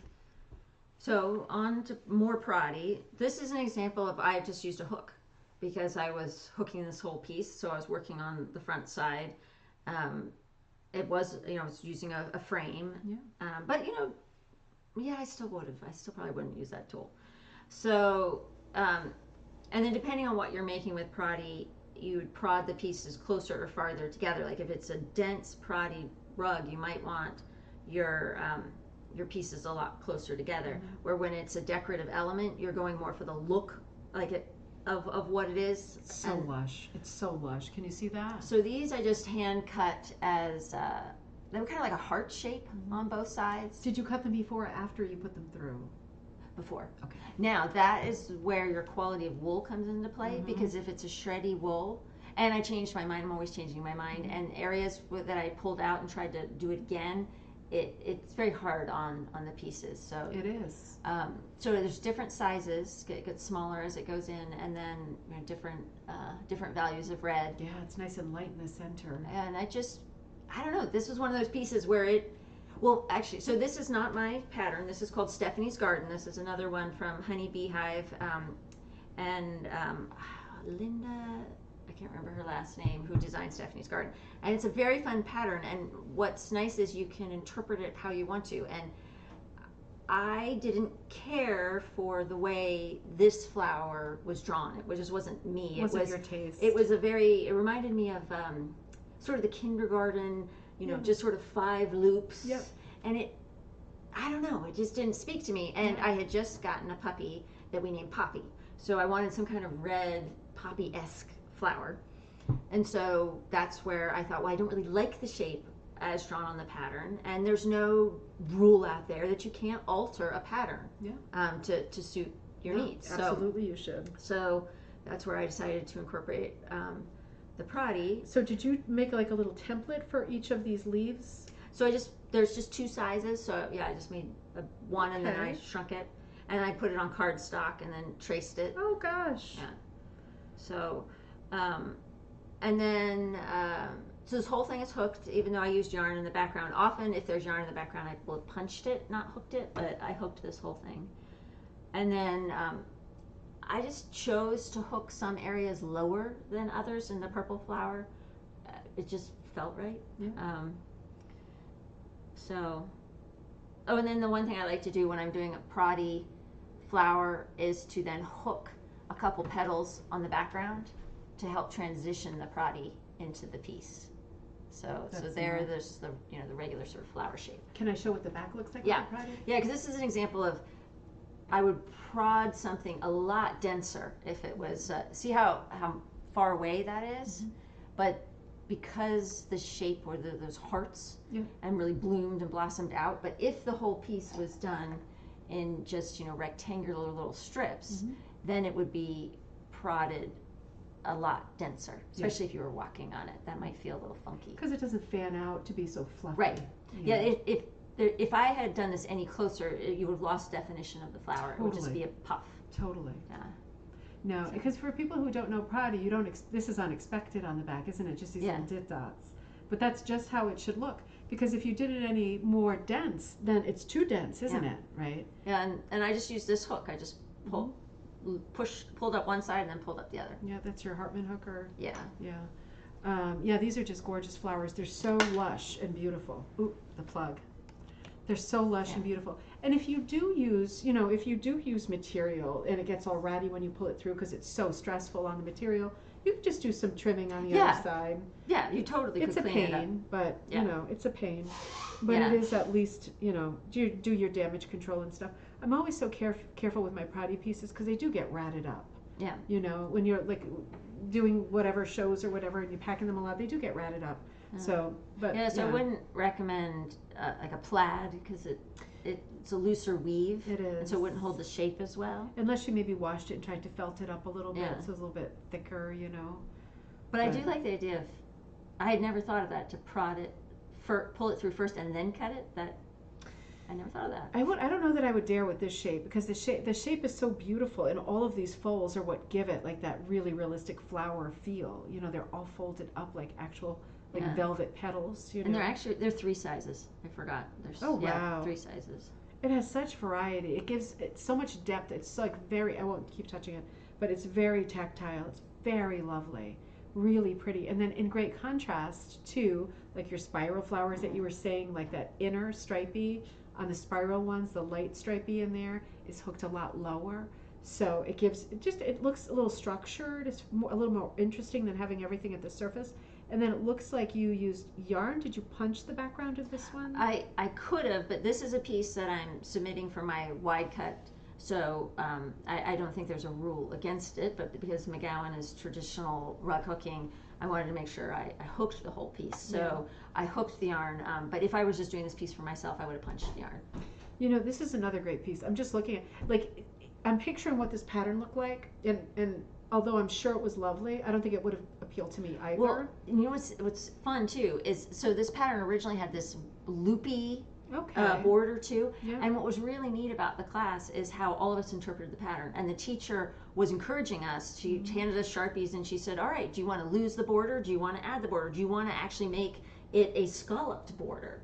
And you're not used to that. You're used to someone saying, here's your pattern, here's your kit, get going. make it. Where it was like, okay, this is this pattern this wonderful woman designed. Now go off and make it yours by changing it. And it's paying tribute to it because it's showing how versatile the pattern is. Right. So I really simplified the pattern. There was a lot more going on. And you broke the border with the flower, which is very cool. And at the bottom too, it has like a bit of a broken border with the leaves. And these pieces right here, that is like that. You're super dense. Yeah, my hooking sculpting again. Right. So did you talk about that yet? The sculpting. No, and that just shows sort of the evolution. Where I've completed this piece over a year ago, and since then, if I were going to do it again, this would be even higher. Okay. I was just a little sort of shy with my. I still feel it. It still feels a little Waldeboro. It's really and beautiful. Then I also was running out of that blue. Yeah, so, you got there. I mean, it looks absolutely perfect. I love the material you used for this border, like the multi. It's like many different colors. And I like mixing as-is plaids and other, with value swatches and dip dyes. I like mixing it up. So this in McGowan language is called mock shading, when you just do a few shades. So I'm just going from values light to dark to create shading. And and that was part of the assignment. So I had to show mock shading or some form of shading in a wide cut. Yeah. You are such a master at using primaries with neutrals. like you go for a classic color palette, but you always bling it out with like unexpected neutrals. Like this background color is functioning as a neutral, but this border, which is like multi, super pretty. It's like one of these crazy in between colors. Yeah. You know, it's purple, but it is functioning as another neutral. It does. Because it's a very dull color, dark light, dull bright. Do they say that a lot still? Dark Yes. light, dull bright. Okay. Yeah. Yeah. This is another gorgeous piece. Another that I've only heard at McGowan, and I like it. It's to add a little poison. Yeah. And maybe that's not a McGowan saying. I But think it's just a rug hooking thing. But and that's hard for me though. You know that. Your poison's in the center. Right. Yeah. It's that little bit of solid yellow in there that peeks out. Mm. Your style is very sort of textile-y. You know, like all of your work, like just reminds me of like William Morris. Like it's very classic, but you do pops of color and unexpected things, and you're very contemporary, like in all of your work, which I think is exciting because you bring that to a craft that's not super contemporary. So. But you're kind of the same way. I am, but I'm not as closely aligned to the proper rug making as you are. So. Well, I subscribe to the philosophy of learn the rules so you can break them. Mm-hmm. You know, so then you got them if you need them, but then you know, because what I would do on a wall piece, I wouldn't necessarily do on a piece on the floor. But I'm really glad that I know have some very strong skills to make something that would withstand being on the floor. Definitely. Even though I hardly ever put anything on the floor because I'm always it's treasures. Yeah. And you know, because you do like on so many of your pieces, you do so many different techniques like samplers. Do you think you'll continue doing that even when you're not working on pieces like for classes and stuff? I'm really feeling drawn to make something to be on the floor. Yeah. So I probably won't have a lot of different techniques in it just because it wouldn't wear as well. Yeah. But no, I don't know.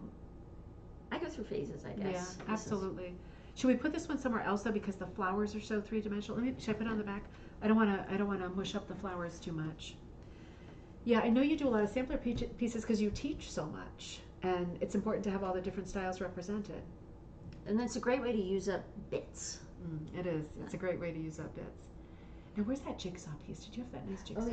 Yeah. Okay, but the cord. The cord. It's gonna trip you. It's gonna trip you right up. Yeah, I will be happy. Oh my God, Mama's More good for fun with the something. cord. Mama's good for something. Is Prody ever used on floor rugs? Absolutely. Yes. It's always used on floor rugs. Yeah. The original use for it in the UK was just floor rugs. And that's what I want to do next. Is I just want to do a Prody floor rug. That'll be a lot of fun. Do you think you'll do all one shape, like the little rectangle shape? Yes.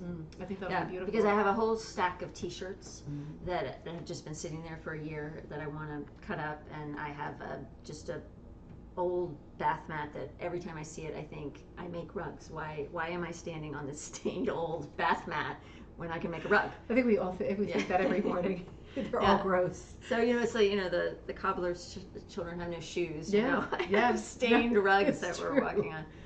So one of the parts of the McGowan certification is to teach, to have 2 students. One piece has to be over 20 inches, and this edge is curling up a little bit on us. And so my daughter was one of my students. Oh, what? And she Did Caroline make this? No, she didn't do this one. Oh my She gosh. did this wonderful round a chair pad, and it's a squirrel with little acorns. And it was really funny. She had been punching for years. And it was the first time she had done traditional hooking, and something in it really clicked with her brain, and she loved it. Interesting. She liked it more than she liked punch, so that was neat. So this was a friend of mine, Sherry, and she was actually struggling with a shoulder injury, and is not really doing much hooking anymore. It's one of the last pieces that she worked on, but she wanted to experiment with using different fibers. We've got some, these are more like tights. Yeah. She's got textures. She's got some thicker, some thinner, all different cut sizes. Like right here, all of a sudden there's a bunch of 3s, and so this was her piece. Did she draw this as she went, or is this an old? So this is actually a pattern. It's stepping stones. Okay. This is a very old. Yeah. In fact, you know how Cushing has some of the McGowan patterns. Yeah. So they have a different version of this, Yeah. and then this is one of the. I've seen a couple versions of this. Yeah, we've seen the older ones are called Jigsaw, Mosaic, and Heirloom did the one. They're all identical and interchangeable called puzzle pieces. Yeah. Like they're all the same. I mean, pattern. it's really just shapes. It's a hit or miss. Yeah. Yeah. And it's an oval, like a, what do you call these? Like a door. Half moon. Half moon. Yeah. Yeah. So. It's beautiful because it's a total noodle buster, right? Yeah. You just use exactly. all your noodles. And you know what's so cool about this rug is we see this pattern a lot on older rugs. This is a new one. Right. And it's like all nice and fresh, and the colors are all nice and fresh, and it's so colorful. Well, and I think what's fun about a pattern like this is how it speaks to the maker, because you've seen some of my work today. You know I didn't make this one because these are just very vibrant colors that I don't tend to work with. And it's not that I wouldn't, but you know these were all of Sherry's leftovers and from her bin and her hit or miss, and you can see she works in a very different palette than I work in. So that was fun to see what she was doing with that. Yeah, that's a good point. That's a good point because I mean I don't see you voluntarily loving bright hit or miss stuff ever. No, because you are pattern driven. Like you like things to be patterned and for there to be a specific spot for a color to be in. Yeah. Your color planning is a big part of your process. Because I mean I love this. Yeah. But I can't see where this would go in my home. Right. So if I were to do this pattern for my home, I would choose different colors. Yeah. I mean, it'll be exciting to see you do a Prody piece because that's really different. But for you, like when I think about your work, I think about this is where interview questions are going to come get you out of nowhere. I think about the way that you are like just a storyteller, and everything's very story driven for you. And when you do a piece, any of the pieces that you've shown, there's so much thought, right? Like there's so much logical, intellectual thought that's applied to the planning of it before you get going with it. I just don't see hit or miss as being something that you'd be like, I'm dying to do a hit or miss piece. No, I mean, like to me, this is my version of hit or miss. Yes. Yeah. Yes. So, Exactly. Yeah. Like I'd pick a structured shape. Yep. And then I'd want to try different techniques in it. Yeah. So besides, did you have other ones to show? No, I think this is it. Let's ask for some more questions. These are beautiful pieces. And those are definitely, those are bright colors, yeah. They are. But you know, that's the whole point, using up your noodles, right? Yeah. It's very different now doing a hit or miss piece like that than this would have been in like the 1920s or 1940s, because the colors that you were using would be like your scraps of your clothing. It would have been a limited color palette. It would not be screaming oranges, screaming tomato reds, neon colors. We wouldn't have had these colors in those days. So even when we look at hit or miss patterns that date back to the age of this actual pattern, we are looking at a completely different piece, right? With completely different color palette, different materials, everything. Was that another one? Oh, Mom, you asked a question from the couch. She's encouraging from behind the scenes. Don't forget to thumbs up. Yeah. She's sitting right over there. Yeah. You are so sweet. Well, one of the things with hit or miss that I've heard, and I thought it was a fabulous idea, is to have a pattern like this, or draw a pattern like this, and then to keep your creative area from being overrun with your leftovers is to then try to be diligent when you finish your project and then fill in some areas. And then, a couple years later, you'll have a record, in a sense. I see what you mean. Of the last, 5 years of pieces, and you'll remember, oh, that was from that piece, and that was from this one. That's interesting. You know what you just reminded me of? Before we came here, we were over at the store, and we went to this cute Christmas store. I don't know what it was called. Mom, do you know what that store is called over there with the big barn around the mill pond? The store's at the mill pond or something, something like that. It's still in Granby, Connecticut, right? That's still Granby. So we popped over there straight from the flight in the pouring rain, and we were looking at a bunch of Christmas trees with decoration, like all different kinds of decorations for every possible theme and every time of the year. And you were talking about that one tree that your friend has. It's like a rainbow. Yeah.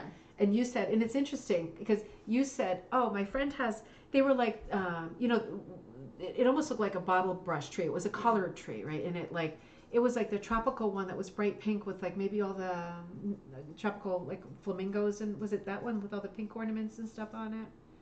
It was super bright. It was one of the super bright ones. And you said, oh, a friend of mine has a tree like that. And you said, these are the things I think about at like 3 a.m. You said, I think it's a rainbow tree, or it might not be a rainbow tree. It might be a one-colored tree, but she decorates it by putting ornaments from like one color, like up to a different color, like all the reds, all the oranges. And that was an interesting thought all on its own, because it's like it just made the point that even Right. you remembering that Yeah, I tree couldn't remember tell the difference. which one it was. When you're playing with color like that, it's all relative, isn't it? When you're talking about bright colors or rainbow colors or whatever, it all depends on what colors are near it. So if you were to do that idea of just filling in different parts of the rug at certain times, you are still controlling like many bright colors, but you're controlling it in a way that it still has a pattern and makes logical sense. True. And really, then you can't really call it a hit or miss. So it's one of those funny fine lines, isn't it? Have you ever thought about doing, this is a form of a geometric hit or miss, but have you ever done a full blast geometric? No. You mean where it's just the Yeah, same yeah. shape over and over? Yeah. No. Yeah. No, this is probably as close as I've gotten. Yeah. What's your favorite project that you've done so far? Well, you know, the one we were talking about, that I think, because I can be very hard on myself when I have a vision and it's not turning out. Yeah. And I had such a clear vision for this piece that was going to be this twiggy wreath with berries, and then it failed. But what was so neat, and the piece is on my Instagram, and it's got an owl on And it. say your Instagram name. So Instagram it's at Storyteller Wool.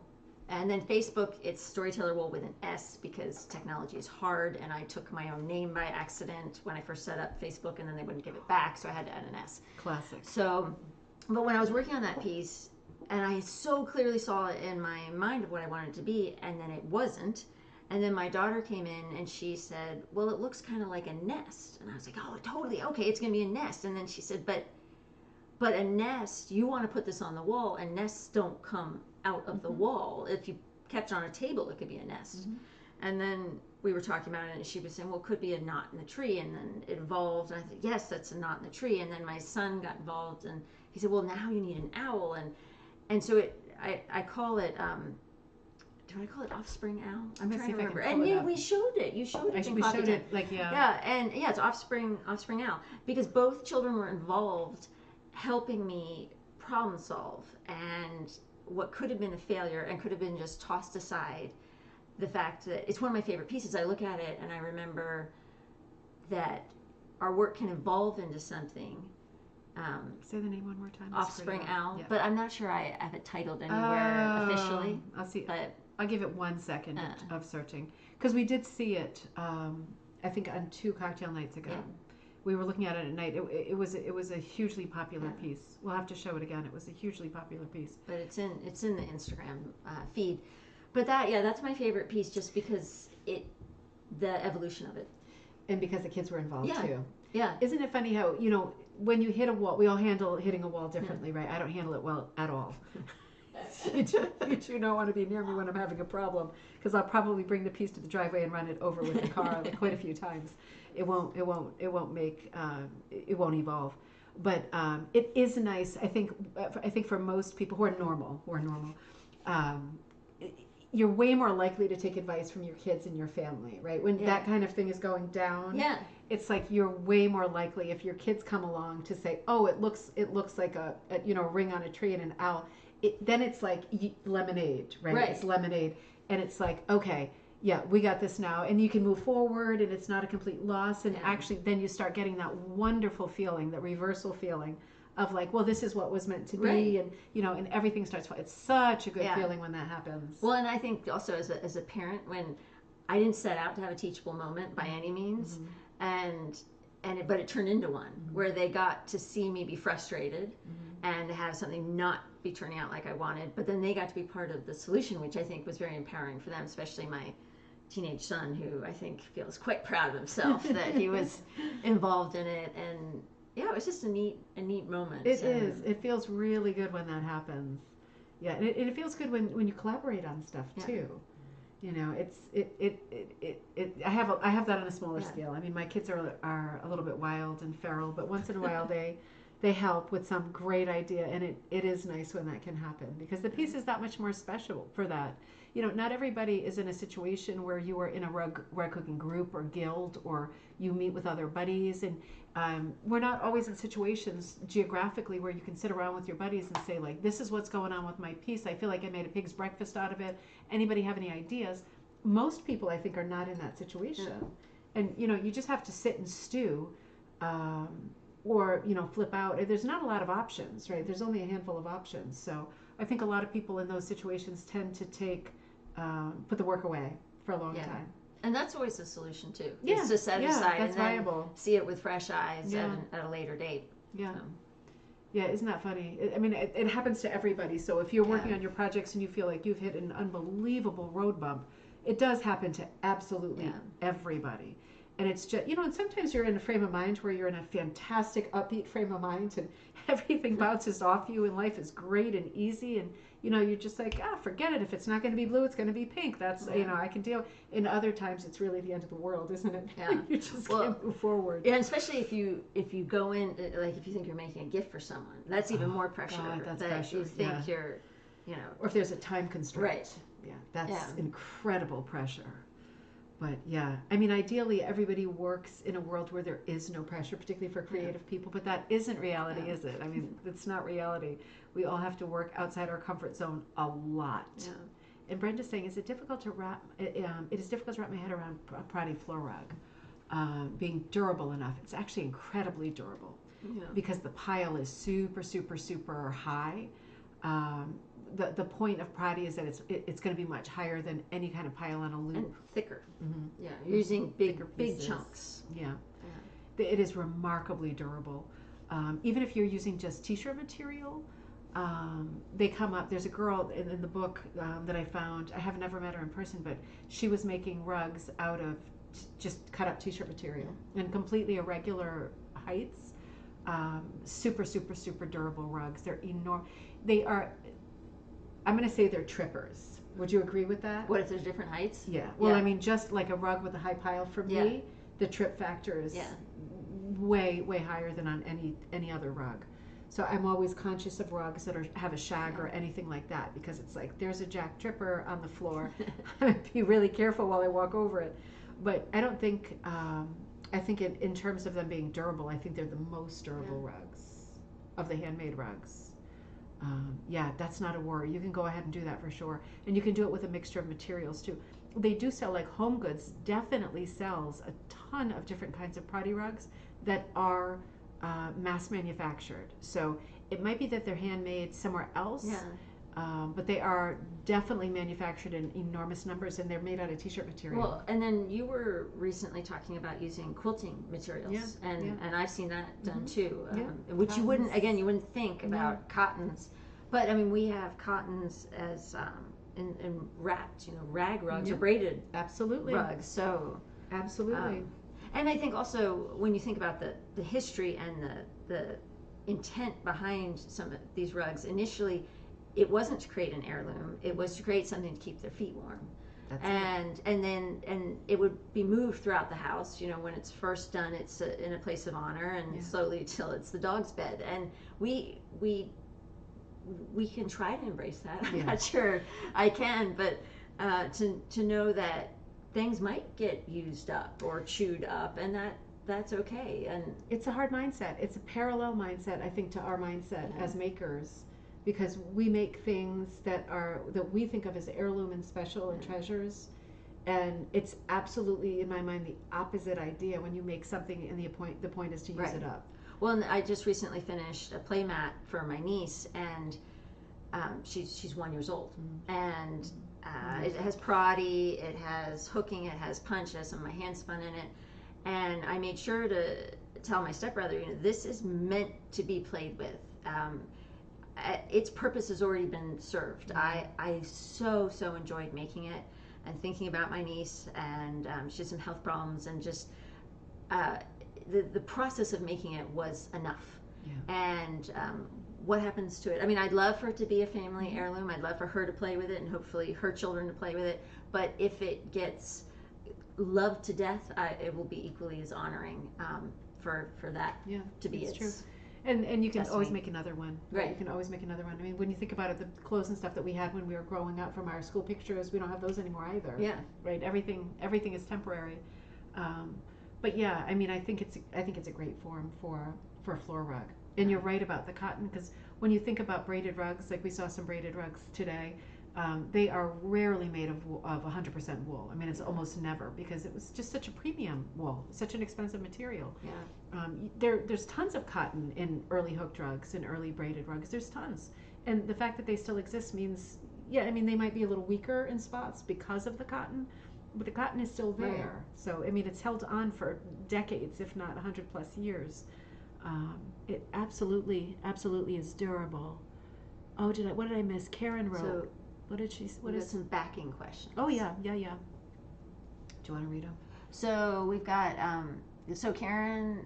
So we've got Sharon. So what would be a good backing? And the question is would rug warp? Yeah. I think rug warp would be, well, that's It's pretty tight. dense. It's tight, So yeah. I would actually say monk's cloth, because I know how I treat my bathroom rugs, Yeah. and I want to be able to wash it. So for a bathroom rug, the one I'm planning, that'll be t-shirt, made with t-shirts, I'm going to use monk's cloth, Yeah. so the entire thing can be washed. And you're going to wash the monk's cloth first, so that it doesn't shrink. That's a good idea. Yeah. I would just Yeah. wash everything. Yeah, Just, and I Yeah. always wash the t-shirts. I mean, Yeah, presumably the t-shirts have been washed if they're used. But yes, it's I always think- tricky, because haven't you had the thing where you have a nice t-shirt that you love the shape of it, and it's already been washed 5 times, and then Yeah. you notice it shrinks again? yeah, I never understand that. yeah, it's cotton. Yeah, it is cotton. Yeah. So yes, I would use monk's cloth and wash it first. Yeah. And I'm going to add, just as another thought, because I always have to say this because I think it's a great idea, latch hook backing again. Latch hook is Yeah, I great. think that's a great idea. Yeah. I wouldn't have thought of that. No, because I mean, latch hook is fantastic and durable for the washing machine too. It's not going to shrink, right? It's not going to Yeah. warp. It's not going to do So anything you wacky. use really big chunks then, Really big because those holes are a lot bigger. Yeah. So Really big chunks. I mean, that's what, these are held together with tension. So it's the same concept. So Yeah. you just need to have the right density for the background. Yeah. The backing. Well, one of the rugs I saw while I was traveling this weekend, it was at an antique store, and I didn't buy it because it was disgusting, but it was lovely colors. But I mean, man, it had it. If there was not like a new species of moth living in that rug, then it was incredible. But it was lovely. I included it in one of the videos I did. But it was a braided rug, and what the person had done, it was quite old. They, on the top of each braid, they put a little triangle and they tied a knot. So it became it was very confusing to look at, because it looked like a Prody rug, but it was a braided rug, and right through the top of each loop they just tied a knot of the fabric. Interesting. And it was like chia. It looked like it was like, how is this hair sticking up from the same rug in the same material? And after some investigation, it was like, they actually tied on. And I thought, well, that wasn't a bad idea, because, for example, if you were going to use, just in theory, a latch hook backing, and for example, if you were to hook it, right, and then you were to go through all of the loops and knot it, actually you could just knot it right on like a latch hook rug Right. with t-shirt material. Right. You wouldn't even have to fool around with the base, because the structure of it would be enough. You might get little gaps, you know what I mean, of... Yeah. I think you could do that, because I mean, the latch hook, you're just knotting straight onto it, right? I bet you could do that. You wouldn't be able to use your latch hook tool with t-shirt material, because like that little toggle thing would give up after the first knot. But I bet you could do that, and I bet that would be insanely durable. Yeah. It'd be fun. Nice and squishy to walk on. Super squishy, and I don't think you'd ever have to worry about that thing. Like, it would never rip. You'd have to like tie 2 trucks to it and have like a muddin event for it to like split in half the way that normal rugs can. But interesting. There's lots of wiggle room with backings, right? Yeah, and Brenda has a good suggestion. Oh, let's hear it. So Judy Taylor says you can use linen if you pre-wash the linen. Okay. Yes. Oh, Yeah. interesting. And linen is so durable. But yeah, Super. again, I pre-wash it. Anything you want to wash. Yeah. So. Just having a memory back, my mom's sitting over the room. We had a wall-to-wall carpet back in the day, I think. And I remember one day when I was doing my cheerleader stuff, I jumped up in the air. I was the only cheerleader, I was super fit in those days. I was the only cheerleader who could jump up in the air and come down in a split. So they had me do that a lot. I definitely can't do a split now. It could have changed my life, but I did end up having children and everything was fine. But I did a split one day, and the rug actually ripped. Like, I thought it was my body ripping.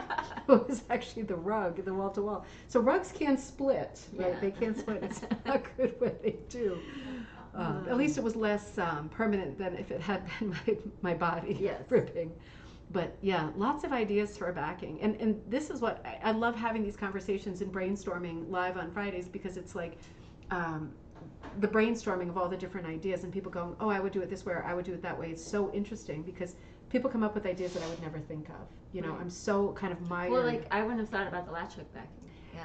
I just think it's so, the things I like about latch hook are, the thing I don't like is the wide gauge, like the wide open window pane gauge, right? Even though you can get it in different sizes, I always use the 3 holes to 1 inch because I think that's the smallest one.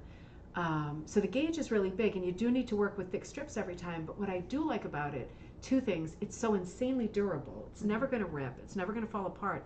And the other thing is you don't need a frame for it. Right. So a lot of people who are beginners struggle with like the expense of getting into the craft. It's like, well, maybe try latch hook because you just put it on your table and you work on it on your table. Well, and that was what I was thinking with the rug I'm going to do, was do it without a frame and try to actually use this tool. Oh, yeah. So, because I just thought I would just fold it and just go in rows, because I was just going to do just something very simple with just colors, you know, some green, some rose, some gold. You know?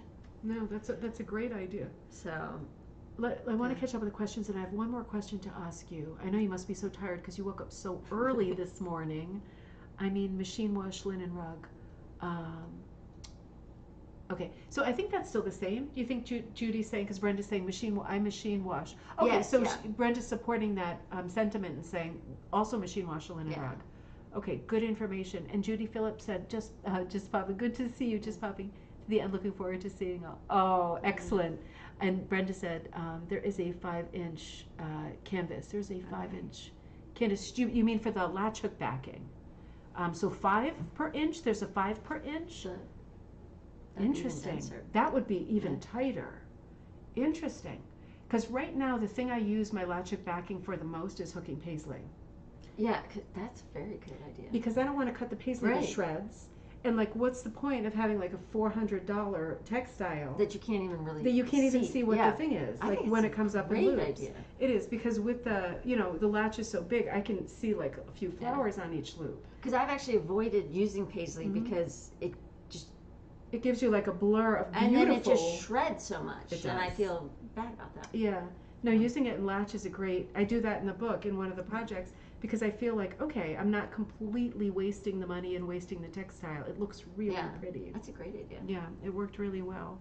But I'm very happy to know that there's a 5 to an inch too, because that is like almost twice, right? That is like 2/3 more space to put knots into. That is really good information. And Judy says rug canvas for needlepoint is available in a variety of sizes. Rug canvas for needlepoint. Now, Judy, that would be, is that 100% cotton? Ooh, interesting. Judy has the Thistle needlepoints in Wethersfield, that beautiful shop with tons of backing, tons of fiber. Absolutely beautiful. And Brenda says yes. So there does exist a latch backing that is 5 per. And Brenda, I'm guessing it's the same kind of material, that very, very, very stiff material, same as any other latch backing, because that would be something of a breakthrough. Brenda, is that the one that there's like more than one thread over each square where it's kind of interrupted? Oh, like petty point? Yes. Yeah. That there's like an extra thread that kind of gets in the way. I'm just wondering. I'm trying to picture it. Okay. And Brenda says it's used with quilt fabric in locker hooking. Okay. So I do have that backing, and I didn't realize it was because there is a locker hooking chapter into that too. I'm not a huge fan of locker hooking, I have to say. So. I haven't tried that. Yeah, it's not my absolute favorite. It does make a cool texture on the surface, but it does have like, you're pulling up loops on the surface and you're running with this needle tool that's like a crochet hook with a circle, like with an eye at the end of it. You're running the tool under the loops and pulling a string as you go, and you're locking the loops on the surface. That's why it's called locker, because you're locking them. Yeah. But you do have to worm your way, like tunnel under all of your loops with this long crochet tool to get that string on the surface, so then you would never be able to pull them back through. Okay. So it's just a different form. It's very fun, it's very cool, but you tend to end up with a lot of direction, as you can imagine, because the string dictates the direction, and just a lot of geometry to that form. Nothing wrong with it. We'll certainly talk about that more. That's one I hardly ever do anymore. And Judy says, yes, cotton, checking now for the varies. Interesting, Judy. I think we should look into that some more. particularly with the Prody that we were talking about, using, like, looking for yet another backing. Doesn't mean it has to be the one, Right. but just thinking and talking about more backings that we might use, because obviously there are more needlepoint stores, right, than there are rug hooking stores. Just in terms of supply and demand, it's nice to know what can work and where you might get it in person. And then, Brenda, you're right, it's great with roving. Which one is great with roving? I think she means the 5 per inch hole for the latch hook backing. Okay. Because then you would be pulling up beautiful, big, Yeah. lustrous loops of roving. That would I be like that gorgeous. idea. That is a great idea. And that shop's around here? The latch hook backing? Yeah, or the needlepoint shop. Yeah, it's in Weathersfield. Maybe we should make a trip there. Yeah, it's in the opposite direction we're going tomorrow, but we could. It's not that far. Opposite. It's not that far. Judy, are you there tomorrow? Just wondering. Because we have the day off tomorrow until the book signing tomorrow at 4 in Madison. So if you're around in Connecticut, we'll be together at the book signing in Madison, Connecticut at Madison Wool. But that's not till 4 o'clock. Judy says 6, not 76. Okay. Oh, okay. For in the notes. Okay, yeah. The gauges. Interesting. It's great with roving. See, this is when I love when we spin out and everybody's giving great information. Yeah. I'm sucking it in like a sponge. Not me. Karen is there on Saturday. Okay. Karen is Judy's daughter. Brenda says, I like the Briggs and Little. What does that say? They're roving. Yes. Yeah, they have roving. See, that stupid heart is always in the way when people leave a comment. It's not just me. It's actually in the way. I was going to ask you one more question. What would it have been? Oh, help me out here, because we're gonna cut for the night at the end of the show. It's getting very late. This wasn't the question, but why did you name the company Storyteller Wool? So I originally started the company with my rug hooking teacher, and we were debating on a name. And so since it was 2 of us, it wasn't going to be either of our names, and we were just going back and forth. And I have Norwich Terriers that I absolutely adore. They have my heart, my sweet dogs. And Charlie at the time, what's common with the breed can be common with the breed is this upper airway issue. And we had gotten, when I turned 40, all of a sudden I needed a puppy. So we'd gotten my puppy Lily, and then we went and had a visit with the breeder who was out of state, and we met Lily's littermate Charlie, and we just fell in love with him. And but they said, oh, he's got this airway issue, and we're going to have to retire his mom from the breeding program because they're trying to get this out of the breed. And we were just so taken with this pup, and this was in Arkansas, and it was very humid there. And we said, well, we live in Colorado, obviously, and it's very dry. And I took the breeders aside, so it wasn't in front of the kids, and I said, if you think that our home would be a good convalescent home for Charlie, with the caveat that I didn't necessarily want to bring a dog into our home that might die right away because that would traumatize the children. And they're such dedicated dog people. I mean, they drove Charlie from Arkansas to Michigan to have a special surgery, and then they called us and they said, we want him to live with you. So we went and got Charlie, and he was doing well, and then he wasn't. And we took him. We have a very fine vet school at CSU, at Colorado State University, and they said, look, this is going to catch up with him. We think we're probably going to see you in about 6 months. Now, fast forward, Charlie is still with us. Okay, this was years ago. And but I was grieving, thinking that I was going to lose this dog that I so loved. And so I was talking with my teacher, and I said, well, this was before we had started the business together, but one of my first projects was creating a footstool with the silhouette of a Norwich Terrier.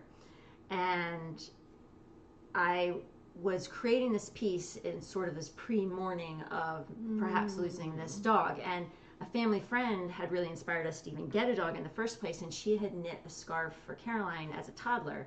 And I unraveled the scarf and used the wool in the scarf to create this heart that is in the silhouette.